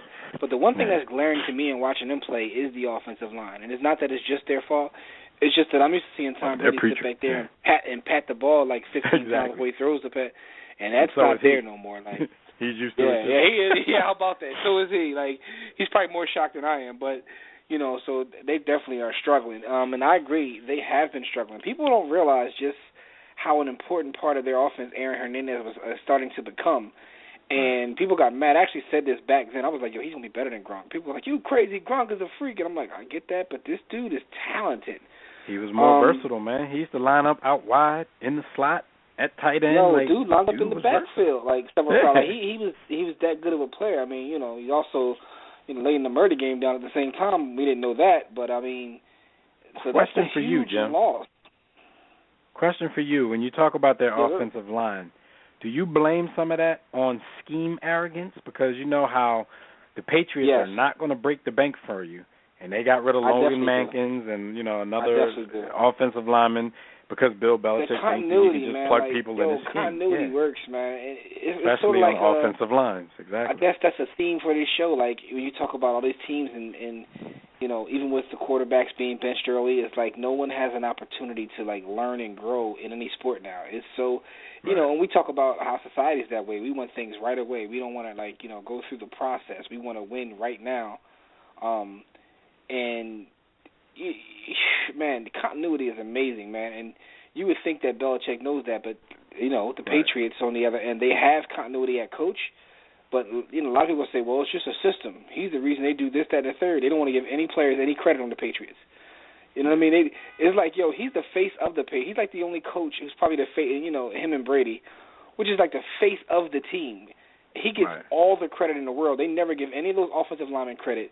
None of the because the Patriots, at the end of the day, through this run they've had of being this competitive team, they have some good players and some great players. People never give them their credit. Right.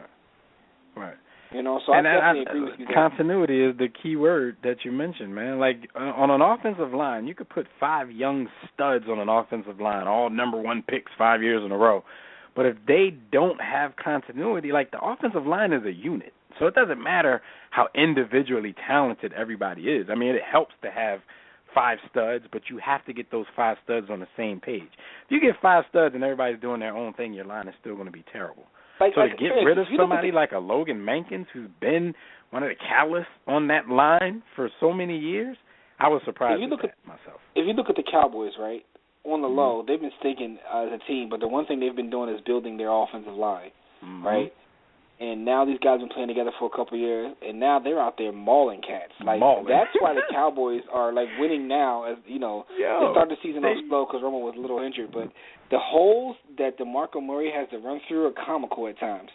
Like, they got DeMarco Murray out there looking like Eric Dickerson or somebody. Like Emmett right now, man. Like, it's ridiculous. Like, the holes that he has, and even the time they give Romo. It's funny because people never give the offensive line credit until they stink, and they take all the credit for the losses. But when they're good, you know, I guess they're not being mentioned because, like, the one thing that you can tell, all the good teams in the NFL have talent at offensive line, and it's one of those positions when your team drafts, you're like, the draft is boring. Because everybody wants a sexy pick on the outside. They want the sexy receiver, the quarterback, the skill position. That the guy who can't get the ball unless those hogs up front are doing what they're supposed to do. I never understand fans and their you can go back methodology. To the past Super Bowl. We had all the talent at the skill positions. They dominated our offensive line. They mauled the front. They killed the offensive line, and the offensive line was playing well up until then, but they got destroyed, which made the game a blowout. I mean. Offensive line is where the game is won, man. Were they, though? Because you look at, like, Peyton Manning-type teams, you know, when he's there, like, he's always, you know, he's a kind of frail, scary dude. So, you know, he's always been the dude to get the ball out real quick. So we used to give his linemen credit, but were they really that good? Well, like, when you don't have to block for a long time. Even in the running game, game, like, they were playing well. That didn't even work in the Super. They got blown off the ball. I think the Seahawks were on steroids personally, but because they were just moving them like out the way, like, yo, get out the way. Because even in the running game, which is not about Peyton getting the ball off, they were playing well. Like, No Sean was looking like a real player. I mean, that's why he kicked up and went to Miami injured and everything. But, you know, it's like when the Super Bowl happened, they were getting thrown around like rag dolls. Yeah, no doubt. They had 11 LeBron Landrys back there. Let me ask you a question. Quarter of the way done. What's your biggest surprise so far this year in the NFL? The biggest surprise, I don't have it narrowed down to one, but it definitely has to be Give me a couple. The play of the New Orleans Saints comes to mind. Because, you know, for me, I picked them to go to the Super Bowl. Yeah. So the play of the New Orleans Saints, I'll say that's my biggest surprise. Not really surprised at who the undefeated teams are at this point, but I definitely think the best one is the Bengals. And I think the Bengals might be even better than I give them credit for. I agree. Like, the Bengals, like, my biggest surprise is similar to yours. Like, the Saints, I didn't pick the Saints to win the division, and I did think they would struggle losing Darren Sproles, because anywhere he leaves, it takes a couple of years to get over Darren Sproles leaving your team. But I didn't think they would look like this. They just don't look like a team that can compete at this point. The Bengals are surprising to me as well.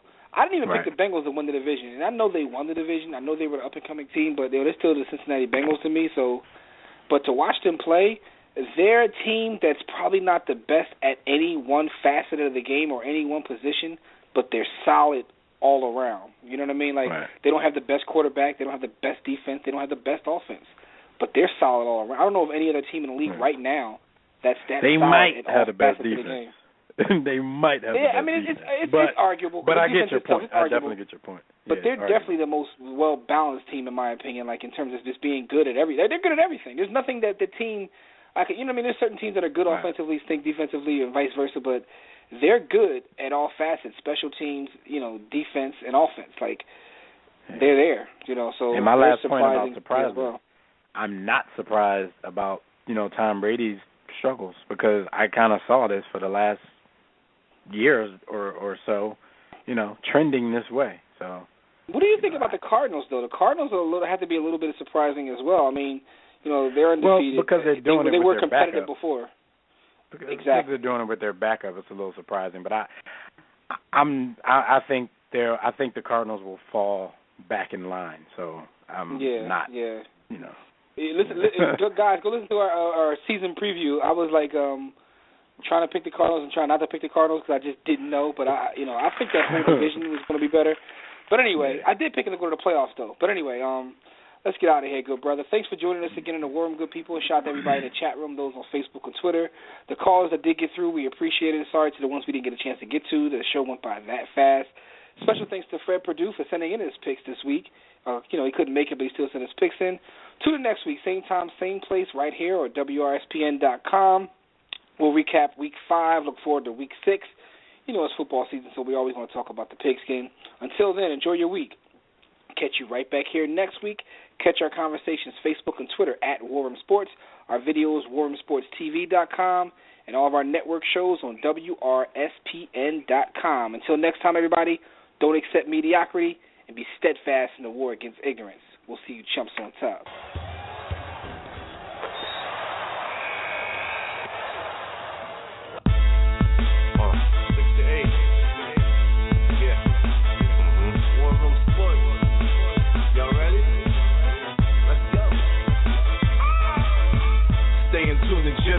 Know the blueprint. Every Thursday, 6 to 8, they do this. Shout out to Dev, PJ, B. Austin, Bay on replay. WarRoomSports.com. Get that mobile app. If not, dial 323-140012. They be going and you sensitive, then oh well. Physical podcast, let's talk sports. Showtime like magic in the block push. Listen live, push one to join in. Rip your team or listen for your enjoyment. Hip hop dollars, pit stop and knowledge. Should be in sports credits, I ain't talking college. 5 guys, no beef though. Corporate secret, but the streets know. Belafonte, I got a G flow. KC royalty, I'm in beast mode. 2 hours, get your game up. Who's the best in sportscast? You better name us. War Room Sports. Yeah. Jimmy, Dev, TJ, Stop Back, B. Austin. I'm shot. Up and coming on the beat.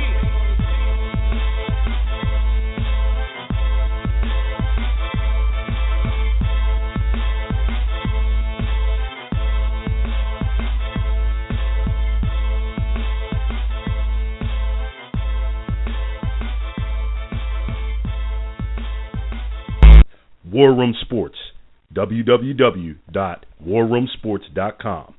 What? Ain't no more to it.